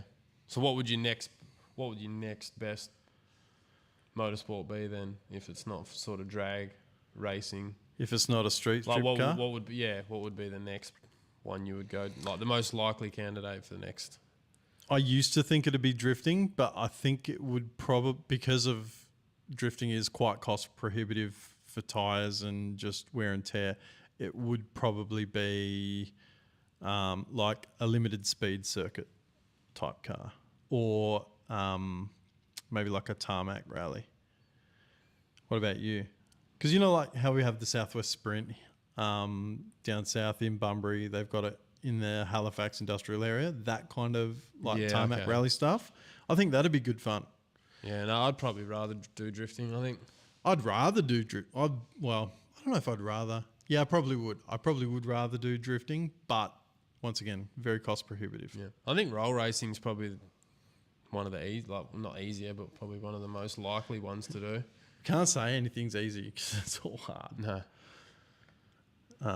What about you guys? If you guys, obviously following us, most of you are probably drag race enthusiasts, but what would you do if you weren't doing that? What would be your next choice? All right. Thanks for that, Jamie. We got another voicemail. Hey boys, long time listener, first time caller, like everyone else says. Just wanted to have your guidance and almost your wisdom on future choices I may make with buying a car. I've currently got an R31 Skyline, but looking to get something a bit more classic and Aussie, although it is an Aussie car. But just wanted to hear your opinion on, I've got currently a work car, a company vehicle, getting good money at 18 years of age, and just wanted to think of your opinion and what you guys would think. The dream would be a H series Holden Kingswood along those lines, but as you know, they're 20k upwards of 25k, 30k. Parents think it's not the best idea, thinking I've got a company car and I may only cruise it, 20 to 30 times a year kind of thing. Is it worth buying a H series car to only drive it 30 times a week, especially at my age of 18? Or do I settle something less and get something like a VK Commodore that I still enjoy and still like, but it's probably around the 19, 20k area? Just wanted to hear your thoughts. Love the potty. I don't know. Let me know your thoughts. But Interesting. Two schools of thought there, I guess. First of all, 30 times a year, that's getting a lot of use out of an occasional weekender car if you're driving it 30 times a year. The HQ sort of stuff, that's nice, but like you say, it is pricey. If you've got the 31 and you like it, why not spend the money on that? If you don't like it, if your idea is you want to move on to something else, then that's fair enough. But if you're looking to spend the money, like you've got to purchase a car, right? So the 31 isn't going to be worth a hell of a lot on the market. You got to buy a HQ or a VK, whatever. Let's say for round figures, hypothetically, you're in 20 grand just to purchase the car. Then you got to spend however much to do it up. Imagine if you spent that $40,000 on the 31. It's not his dream car though. It's not his dream car. I think what the real question is, so you've got a work car, and so pretty much he's saying what his dream car is not something that if the work car disappears, you tell your boss to get fucked, you stick his job up his ass. You don't have that reliable daily type work car anymore. So then all of a sudden you're stuck with a H series Kingswood to sort of get around. We've just got to be in a position then where you've got that backup where you can buy, and it doesn't, you just buy a fucking VY exec, costs you $5,000, Yeah. say. Because otherwise, you just go for whatever you like, really. Yeah. I say go for it. Yeah. Really. Yeah. But then I guess, so the other question is, does he go for the HQ, JX, whatever, or if he goes a VH, VK? Only he can answer that, really. Yeah. Same. So I guess the same thing of those two cars are the same to me. Yeah. So I guess the same thing then applies. So do you spend 40 grand on a nice HQ, or do you spend 25 grand on a reasonably nice VK with 20 grand to spend? Yeah. I think it more comes down to how drivable it is. Yeah. That really seems like the only question to me. Because if that work car was his car, well, then you'd just buy what you wanted, wouldn't you? Yeah. You wouldn't have to worry about. No. So if it was like a H series versus say a more later model, like a second or third generation Commodore, and you liked those, you would probably go that way because you could still get around in it, and it's still going to be reliable and stuff like that. Or you just buy any of them and you put a 6-litre LS in it with a cam, and then you can drive wherever. Yeah. It depends on what you're into. Again. But yeah, that's more of a personal preference question, isn't it? it's hard for us to answer, because we don't know particularly your position. I say go for what you really want, because deep down if you get something that's sort of you're only half okay with, you get bored with it, and I've done it numerous times in a row myself. That car's one of them. Yeah. So, in the end, they were all just distractions because I didn't want to work on my car my VR that I've got. So yeah. In the end, that was the car that was never going anywhere. So in the end, you might as well just bite the bullet. Do what the heart tells you. Stay true to your path. Stay true to your path. That's what I say. Just going back through. Caden, he'd be frothing a Gemini panel van. Hell yeah. Yeah, we would too. It's not on Marketplace anymore, but it has been advertised multiple times, I've noticed. So I don't know if it's actually sold or if the guy just gets sick of dealing with fuckwits. So if we sell a whole bunch of shirts, no. But if we get to a point where we finish the wagon, we clear up a bit of space and we got a bit of money in the bank, I'm just going to send that dude a message and be like, hey, have you still got it? If he does, then we can talk turkey, because it wasn't super expensive. No. You know, like it was probably pretty rough in real life. Oh, as well, yeah, though. but that's perfect. Like for what we were going to do with it as a party car, it already had the whole rear end cut out of it. We are going to tub it anyway. You know, like if it's rough, that's perfect, because we can do a little bit of body work and a bit of bog and slap some paint on it and make it close enough, looks good in a photo sort of thing. Yeah. But yeah, that would be the reason why, if it hasn't sold, that'd be the reason why it hasn't sold, is because it's a bit rougher than people think. But honestly, that plays right into our hands, I reckon. Messiah Moon? I'd love to turn my daily VZ SSU into a drift car. Probably wouldn't be a bad option. I've seen them drift. They're not bad. Caden says tarmac rally, drag racing and drifting would be his order. Interesting. Drag racing isn't his first. See, this is what people get spun out. So if you don't know, Caden owns the VH wagon, the rear mount turbo project that we're doing at the moment. Everyone's, I don't think people get that this is not a drag car. That's why, the turbo's too small and the too much lag and this and that and everything else. It's a street car. And if tarmac rally is his first preference, well, that probably speaks volumes for what we're doing, I reckon. Liam says he'd love to go drifting. His little brother goes to driftability every year, and it's an awesome shout out to the Misfit lads. They take him every year. Dead Set Legends. That's awesome. Yeah, that is awesome.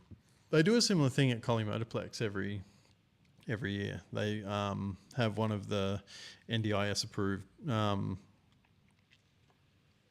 don't know, what would they be called? It's a company, people that help out people with disabilities, and they bring a lot of them up to the track, and then you get a whole bunch of people that just volunteer their car for the day. They just roll up there and they just do hot laps, which is great for them. Yeah. Speed limited though. They do tell them like 100 Ks is your max. Yep. And then they put all of these underprivileged people in cars, put a helmet on them, they have a fat time. I reckon that'd be an awesome Everybody event. wins. That'd be an awesome event to do. If you were free on that day and you could do it, it'd be so much fun. Rangry Skid Motorsport, the later H series, like H says, you can still get for a decent price, like low 20s with a 6, sometimes a V8, but with a lot of rust. That's the problem, a lot of rust. Yep. And that's What what did I I send you reckon the other that day, Gemini though? would have been like. I reckon it would have been hella rusty. What one? The Gemini. Yeah. I reckon, yeah. What about that H series I sent you with the big block one? 454? Ooh, 25 grand, not registered or anything, but whatever. Yeah, I do love me a H series, especially a Ute. I was talking to my boy Darren yesterday, and he sent me that big block H series as well. I'd already seen it, but I said to him, hey, I got a stock 308. I've got the Trimatic to turbo pattern adapter. We can just pull the big block out, put the 308 in. He knows a guy who knows a guy who knows a guy who can sign some forms, and then we just bring it back home and put the big block in it. Oh, was it unregistered, was it? Yeah. I thought it was ready to go, yeah. No, it was fully complete but unregistered. Yeah, okay. It was like, put the stock 308 in it, get it regoed, bring it home, put the big block in. That'd be sick. That would be sick. We got one more voicemail here. Hey, happy anniversary, mates. 1 year of your freaking podcast.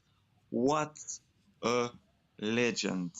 What a legend you are, guys. That's been more than 1 year that I'm following you, and I'm fucking happy that now we're going to celebrate 1 year of Torq Hub Media Podcast. That's unbelievable. Well done, mates. Congrats. Keep going, keep doing, and just cheers to you, all of you guys. Cheers. Thanking you. How good is Alex? Absolutely. He's a legend. He is committed Absolute to the legend. cause. He's our resident Netherlands correspondent. Always been super supportive of all of our podcasts and our videos as well. Thank you, mate. Appreciate he's you. Awesome guy. Thanks for the support, dude. Remember when I think it was our first ever Instagram live stream, and he jumped on and he was showing us around like Yeah. that skyline and the just train in the background and shit. Yeah. It was freezing cold. Yeah. That was wild, It was pretty man. cool. That was such an eye opener. Love that. Psychotic Garage. Got a question. I know most of your stuff is around Holdens, but is there any want or wish for something Euro or JDM, etc.?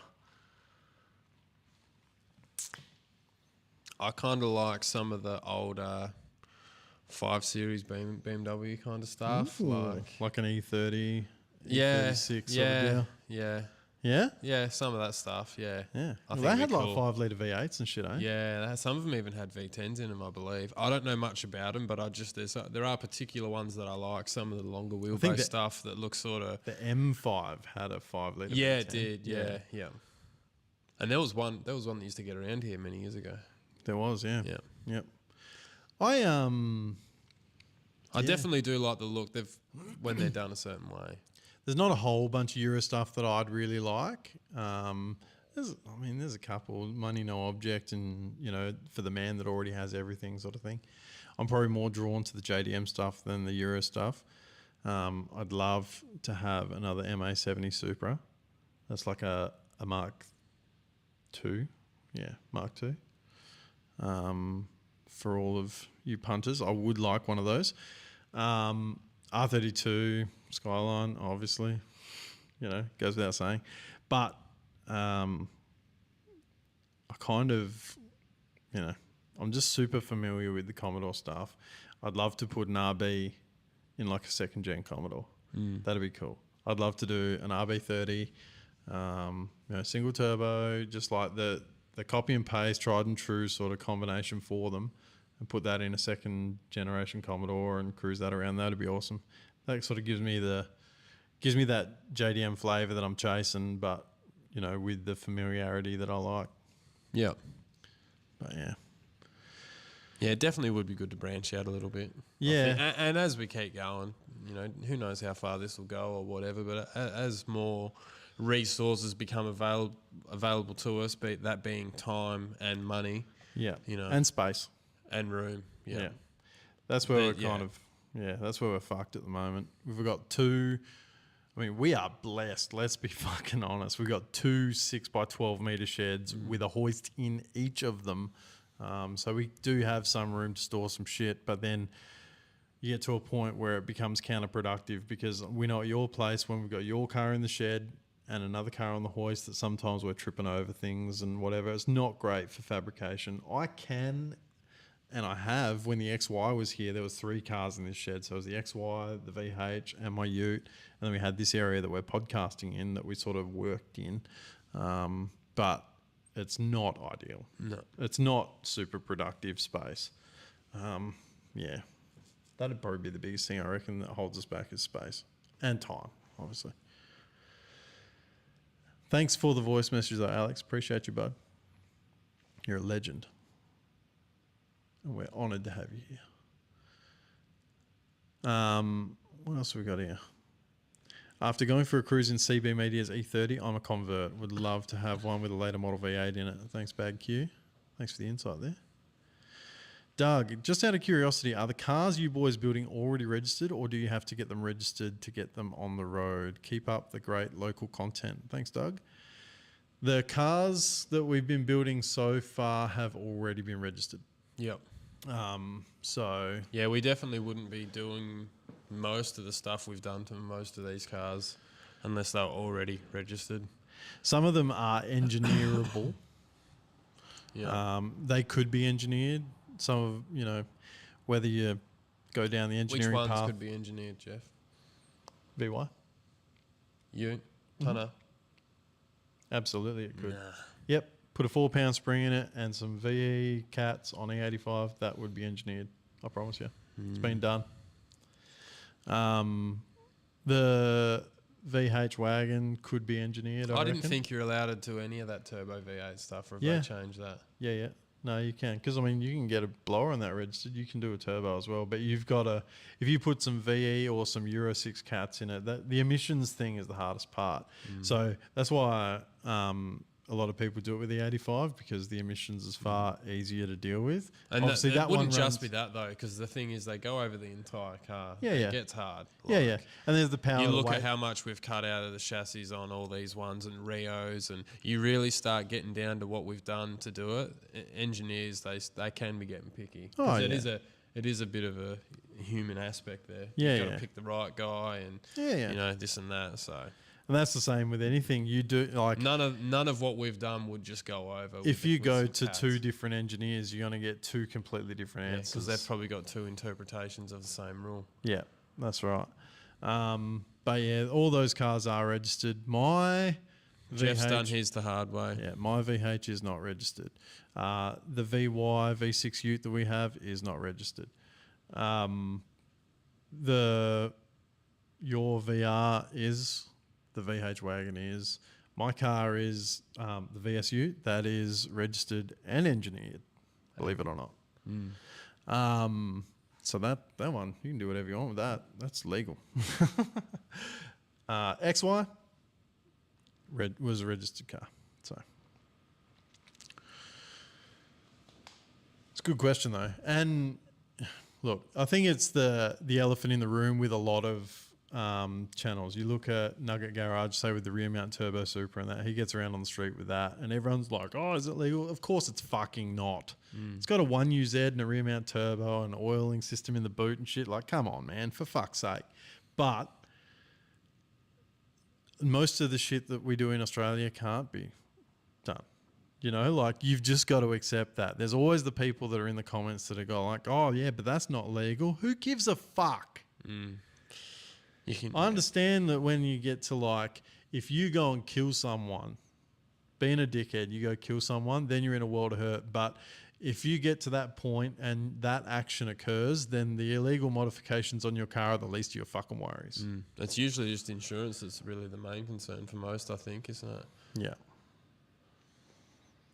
UFO found an Opel Commodore here in the Netherlands. Think he's tempted to buy it and install an Aussie Holden V8 in Oh, it. look out. Could you imagine? If you do that, let me know. I'll sell you one of mine. Isn't Tri-5 guy, is he putting a 5-litre in? He's got a Commodore No, over so I think he there. blew. Yeah, so he's got a VR Ute in the US, and that's got a Buick V6 in it. He blew that up, and I think he put another Buick V6, Oh, okay. but it was from like an Oldsmobile. I think it was like a front-wheel drive Buick V6 that he then had to fucks with. Yeah, rightio. Because, you know, like, it's the same engine, but it was different. You know Yeah. what I mean? But yeah, Tri-5 guy. I think that's his YouTube channel name too, isn't I it? believe so, yeah. Yeah, pretty cool. And he's got a sweet EH as well. Aussie expat over there in the States. Do they have Opel Caravans over there? Two-door Commodore wagon. Oh, you're asking UFO that? Gotcha.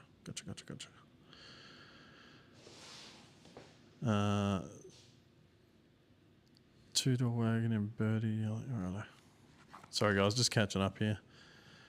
What's your thoughts on the 3.8 Ecos and the Buick? Would you build one? Mason's Boltitude. We've got Yep. a 3.8 Ecotec, and we will be building it. We'll be putting a turbo on it. See that? That turbo right there. That's going to go in the VYU. We'll build a turbo kit. We've been toying with the idea of getting some L67 rods and pistons and maybe changing. Look, anytime we talk about anything, it snowballs in the first 7 minutes. It's like, and then all of a sudden it's like, all right, pump the brakes. Woo back. Pump the bloody brakes. Yeah. We're lucky that we've got the turbo. This was actually one of Caden's old turbos that he's kindly donated to us. I've got a 100mm core intercooler somewhere back yonder. Got that fuel pressure regulator there. Like, we've got all sorts of stuff. we've got some bits and pieces kicking around, and with, you know, a bit of scrap pipe and a few hours of Kurt welding, we will absolutely make that happen. But same thing, we got to put a fuel pump in it. We got to get some injectors. We got to do all kinds of things. But that is the plan with the V6 Ute, is we will build a turbo kit for it, and that will probably be somewhat of a party car, unless that Gemini panel van comes up, in which case we'll probably build the Ute and sell it to fund the Gemini. But Yep.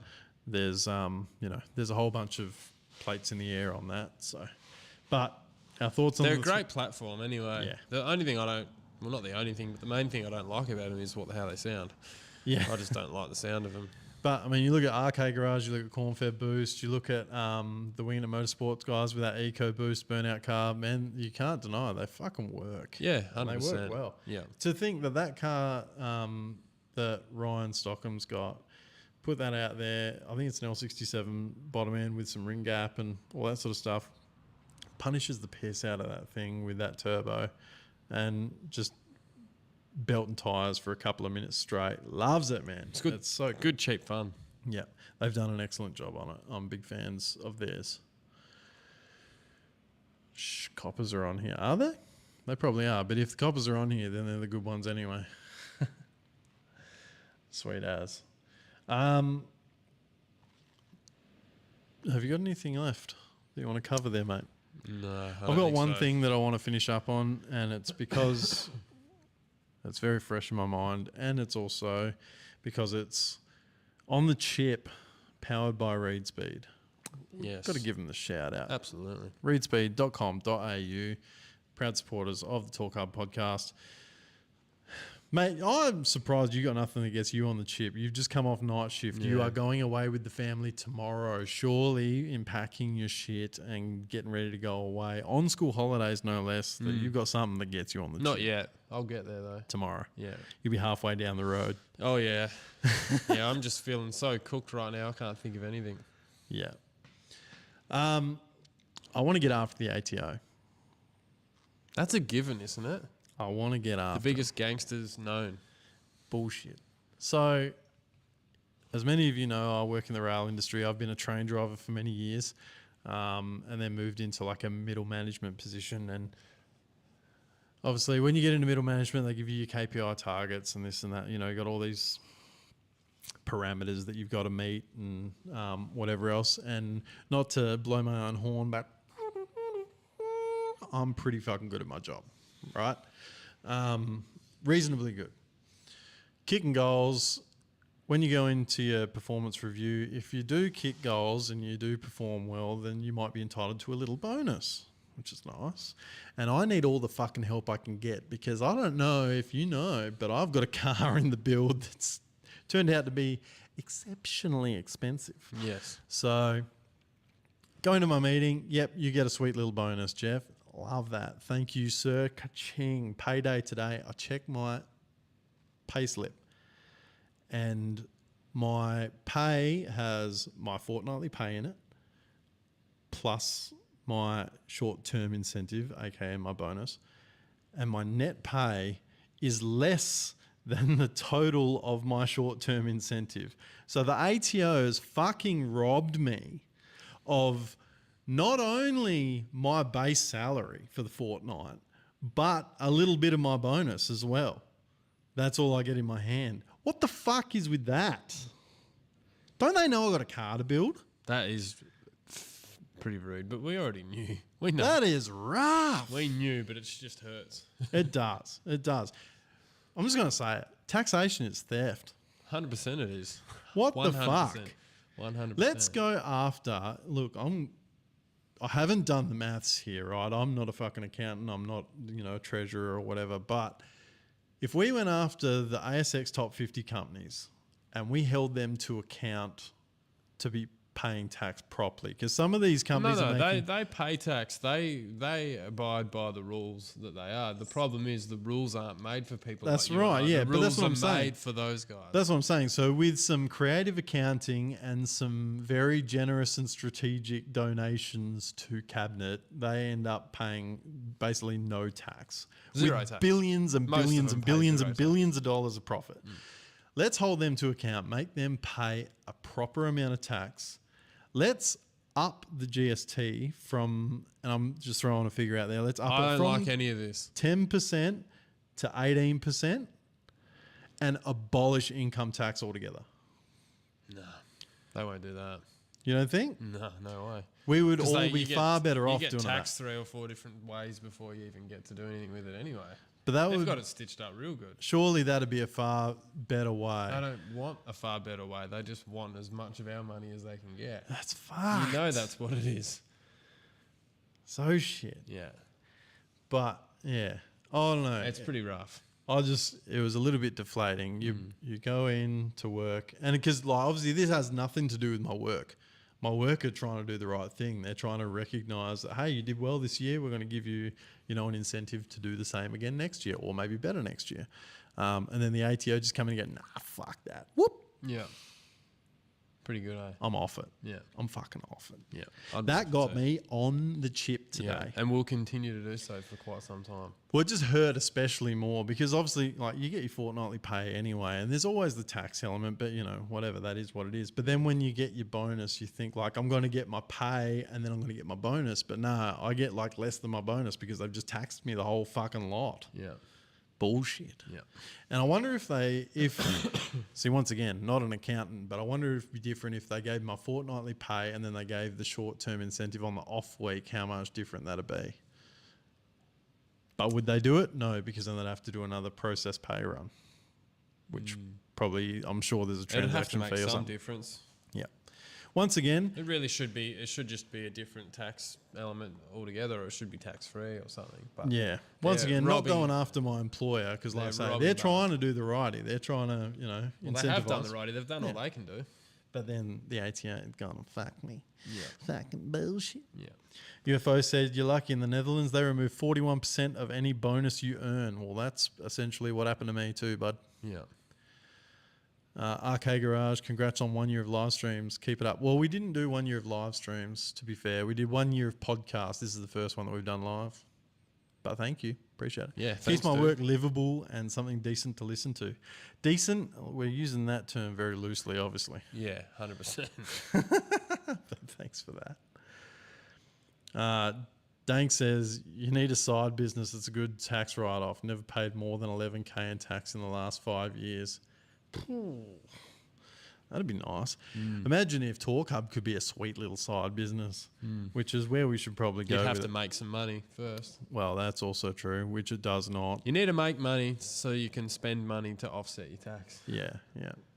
But I guess that's the long game is that we want to, build some turbo kits that we can jig, some catch cans, some, like bits and pieces that suit. And we're in a very good position at the moment in that we've got a first gen, a second gen, and a third gen Commodore. So we've got the engine bays of all three, and we can sort of map out a couple of bits and pieces. If we had the smarts, if we were smart men, and we're clearly not, I'm definitely not. we could have those parts on the website, and people could buy those, and that'd sort of be an additional sort of side income for the Torq Hub business. But yeah, as it stands, like I say, we probably make about $3 or $4 on a shirt because we're fierce on quality and we won't sacrifice on it. So that costs money. Heads up, next time we order shirts, the prices will go up because that means we'll be taking a loss next time. But yeah, that's why it is what it is. Yeah. But yeah, Then we're paying the extra for like just the small things. Like for each shirt, it's like you're removing the tag off. You're paying extra to get the screen print put on with the logo and the size and the washing instructions and all that. Yep. Which we're happy to do. And we're paying extra for the nicer shirt, and we're paying extra because we're getting them screen printed, not vinyl heat press, and like there's a whole. There's what's a the whole other bunch one? of DTG. DTG is another one, yeah. Yeah. But and then that $3 a shirt that we make, then we're paying for this live stream software, or we're paying for the editing software, or we're paying for the website, or we buy these microphones, which have been the greatest investment we've made, I reckon, because if I take this foam off, you can take that little microphone off, and they're the ones that we use in our videos. We put them on our collar. So they've been the most versatile piece of equipment we've ever bought. But yeah. If you think that YouTube's going to replace your job overnight, I got news for you, bud. If you didn't have a lot of overheads and you could do it full time, you'd probably do pretty well. Yeah. Yeah, you probably would. Yeah. And it'd still take a long time, but you'd do all right. yeah. And we've said it plenty of times before. If we started 10 years ago when we were younger, if we either moved into my house or your house, both of us didn't have a missus and kids, and this was just like our little fuck pad with our shed, and we just came out here and did this in our spare time, it'd probably be a lot different. But we're in a different realm in our life, unfortunately. No, yeah, you can't be doing it just for the money. You'll never make it. Nah, absolutely. We were never doing this for the money. What we wanted to do was just promote good quality Australian manufactured parts, as well as, you know, like tuners and just companies, businesses, events and things like that, and just really push it out there, because we truly believe that some of the stuff that you get in Australia is the best you can buy in the world. There's no question. You look at some of the vendors that we use: Reed Speed, Plasma Man, Speedflow, Turbo Smart, you know, Garrett Turbochargers. Some of these have, you know, they're maybe not Australian businesses now. They've probably branched out and they've got most of their manufacturing overseas in, say, America or whatever. But a lot of them are still Australian companies, and they kick ass. There's no question. You can't deny it. Last couple of comments before we clean it out, mate. Let's have a look. I can help you guys if you need any performance parts like turbos. Thank you, UFO. But we've got the turbos that we need for now, and we've got our eyes on some Australian businesses if we do need any more. A side business needs clear ideas, whatever can make money, set multiple suppliers and become a brand reseller. That is another thing that we've thought about, is that if we could then buy, say, Speedflow at a wholesale price, and we could then sell it through our website, because some of you guys would buy Speedflow anyway, but maybe you'd prefer to buy Speedflow through us. You know, like we could buy Speedflow direct from Speedflow at the moment if we wanted to, but we choose to buy our Speedflow through Lost Racing Products because they've treated us well in the past. Yep. They're local in Perth, you know, like, and they're really good to deal with as well. Yeah. So that's probably a bad example, because we would still continue to buy our Speedflow through Lost Racing. But say, for instance, you know, if we became a supplier, you could then buy it through us. These are things that, you know, if we were smart businessmen, we'd do that. But we're not. You need to tell everyone cash is king. If we don't use it, we will lose it. We're going to be a cashless country in 5 to 10 years. We need to use it before it's too late. I think it'll be less than that. That's probably a It'll topic be less than for that. You don't want to. Yeah, I need a whole podcast. Don't worry. Jeff's like, Kurt, don't start. No, I'm all start. Hey, go. No, because you know I'd be standing right there behind you, pushing you along. Yeah, I say all sorts of funny stuff like that. I brought the wrong hat. This one's not made out of tin. Yeah, it's made out of tin foil. Yeah, we should weld up a little fucking Torq Hub hat, and then we'll get Chris to laser engrave the front of it. Yeah, no. Cash won't be a thing soon, whether we like it or not. Unfortunately, you're right, though. I honestly think the whole financial system as we know it is going to change quicker than what we think. It's been changing for a while. It won't be long before it's a centralised sort of cryptocurrency.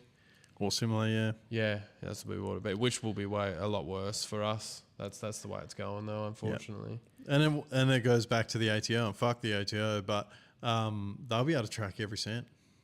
You know, once it all becomes centralised and everything's digital, and they can already track. Yeah, they can track most of it. Everything, but they'll be able to withhold. Yeah, they'll be able to control you just that little bit more. You know, I've got mates that you know, they deal a lot in cash. They've got a lot of their cash in the bank. Like, most of their cash is in the bank, and they've been asked, you know, how do you do all these deals in cash? They're like, if I know there's something that I want, I get my missus who works in town to walk across the road and withdraw $1,000 every day out of the ATM. You shouldn't have to do that. You should be able to get whatever you want. Yeah, that's right. Yeah, but they do that, and then after, you know, a bit of time, they got the money that they need. They go buy the thing. But soon, I mean, Macquarie Bank's already announced it. No more cash. There's a lot of places you can't go to the teller and withdraw cash. It's got to be at the ATM. And ATMs are vanishing pretty thick and heavy, huh? Yeah. Particularly, I've noticed I've been banking with ANZ for a long time, and now I'm like... There's like one bank in Bunbury that I can go to. Yeah, I'm seriously questioning it, because it's just like, I've got no access to my money now. Yeah. But anyway, like I say, That's for a different podcast. Yeah, we need to start another podcast about that. No, That was like Parent Speed. They were originally going to start a podcast for like government, like government chat and stuff like that. You know, Yeah. politics and all that sort of stuff. Yeah. We could do that, but we're probably have not that. smart enough to. Yeah, or I'll try. eloquent. Yeah. We're not eloquent enough to, like. I try not to submerge myself too much in it these days. It can be quite depressing, actually. Yeah. You can see the writing on the wall. It's not great. It's not fantastic. No, something's got to change. Something's got to change, and it's definitely not good for us car guys because of this whole EV thing, and because it's all sort of tied in. But once again, when I keep sort of putting my foot in the hole and like, oh, nah, Nah. nah. Nah. Cool. All right, guys, if you have any last minute thoughts, please share. Otherwise, we're going to wrap this up in the next 5. So, after we get back from our little break there, buddy, we got to build a fuel tank. Mm-hmm. We're building a fuel tank from scratch for the wagon. We're going to put a drop hanger in there with, what do you reckon, 460 or 525? Nah, yeah, 460s heaps. Yeah. Heaps and heaps. Yeah. Yeah. Considering it's only going to run on 98. I wanted to buy that 460 hanger. heaps. They didn't have any weld rings the other day. Oh, Out of speaking- stock. Wicked. Nice. Just when you need it. Yeah. Oh, I should have bought it ages ago. Yeah. Just like we say for most things. Yeah. There's a couple more. When's the Turbo Eco build starting? Yeah, we did talk about that before. It's probably going to be just after the VH build if we don't get this insert car here, which if that comes in, that'll be more gangster than anything we've ever done. As far as What are you talking about? I'm lost. he's asking when we're going to start the Turbo Eco build, but if this other car that we're talking about during the week comes, Oh, the other project. Yeah. that'll be the parts and the build itself is going to be the most gangster thing we've ever touched. We haven't done a lot of it, but there will be a lot of work that we will need to put into it to finish it. And that'll just to do be our bits, yeah. wild, fucking wild. We'd be well and truly. But above- yeah, we definitely will be getting in touch because you're the man, I reckon. yeah, Help point us in the right direction. yeah. We'd love to collaborate with you, Reese, if you're interested.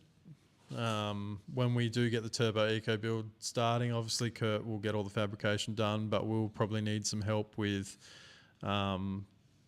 probably like tuning and calibration and stuff like that because we don't know jack about these VY Flash ECUs. So you seem to get around them a bit. So if you could help us out with that, we'd be happy to team up.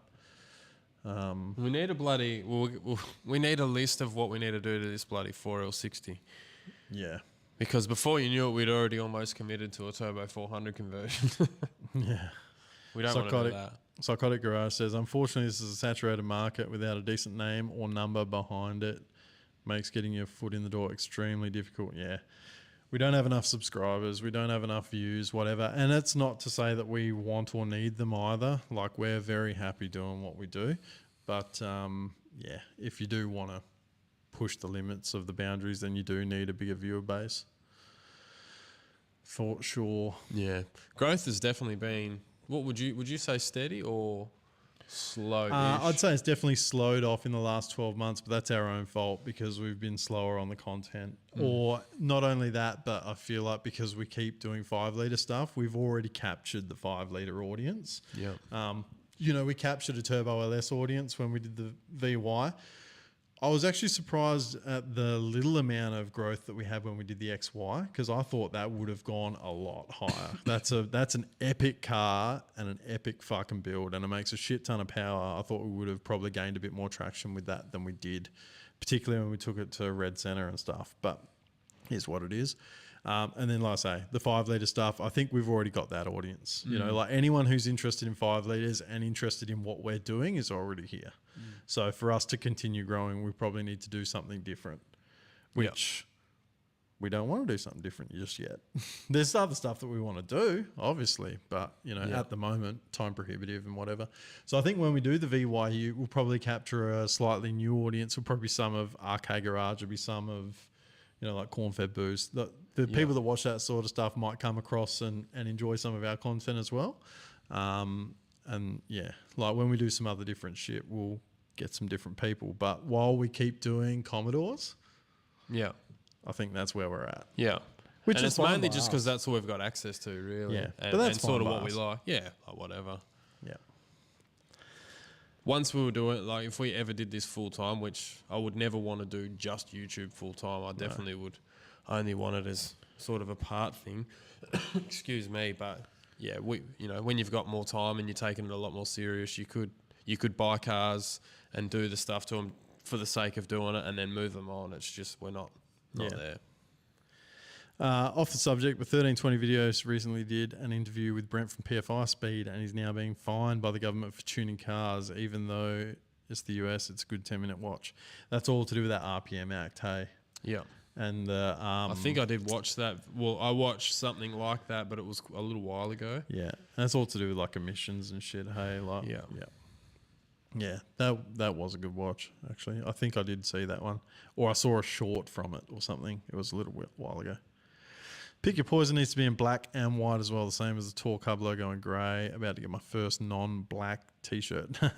We would love to see that in black. The problem is that if you start offering everything in a different colour and you want to have some stock of things, then all of a sudden we're holding 120 shirts because you've got it in red, white, blue, black, grey, whatever. I think it would look fantastic in both those colours as well. I Honestly. think so but too. we sort of early days just made a point of not doing a black or a white shirt, or not a black shirt especially, although I think that design lends itself very well to a black. It would, yeah. But we made that call straight off the bat. This will not be a black shirt. Yeah. You know, like, well, not this time round anyway. And we've seen a lot of new buyers, but names that I recognise. They've been around since the start, but they haven't bought anything. And I reckon it's just because they don't want a black shirt, which is fair enough, because they do get hot, you know, like, but they do lend themselves well to working in the shed. Because as you all saw, we did the coilovers on the VH. I was wearing the grey shirt and it got fucking filthy. Yeah. I did soak it and most of it came out. Like, it's all good. And because of the colour, it lends itself well because that grey marl, you know what I mean? Like, you can hide a multitude of sins with that. Yeah. But, yeah, I don't know. We made the point and it does that comment. Look, we're not going to say never, because I personally wanted to order a couple of black just for me. I'm like, I'm getting a couple of these in black, but I think we might need to change the screen a slight bit as well. Yeah. So yeah, the print would be slightly different. So we'd have to get it sort of redesigned, which wouldn't be too bad. Put it this way, it's not going to happen in the immediate future, but if that design gets to end of life, we may do it as a re-release in a different colour. yeah, once we sort of extinguish that stock, maybe. Or it might come in, say, a black hoodie rather than a black tee or something like that. I don't know. We don't even know what we're doing with it, to be honest. We just love it because it's fucking sick. But I like where your head's at anyway. Definitely. RK would love to collab with us, 100%. That's sick. Thank you, dude.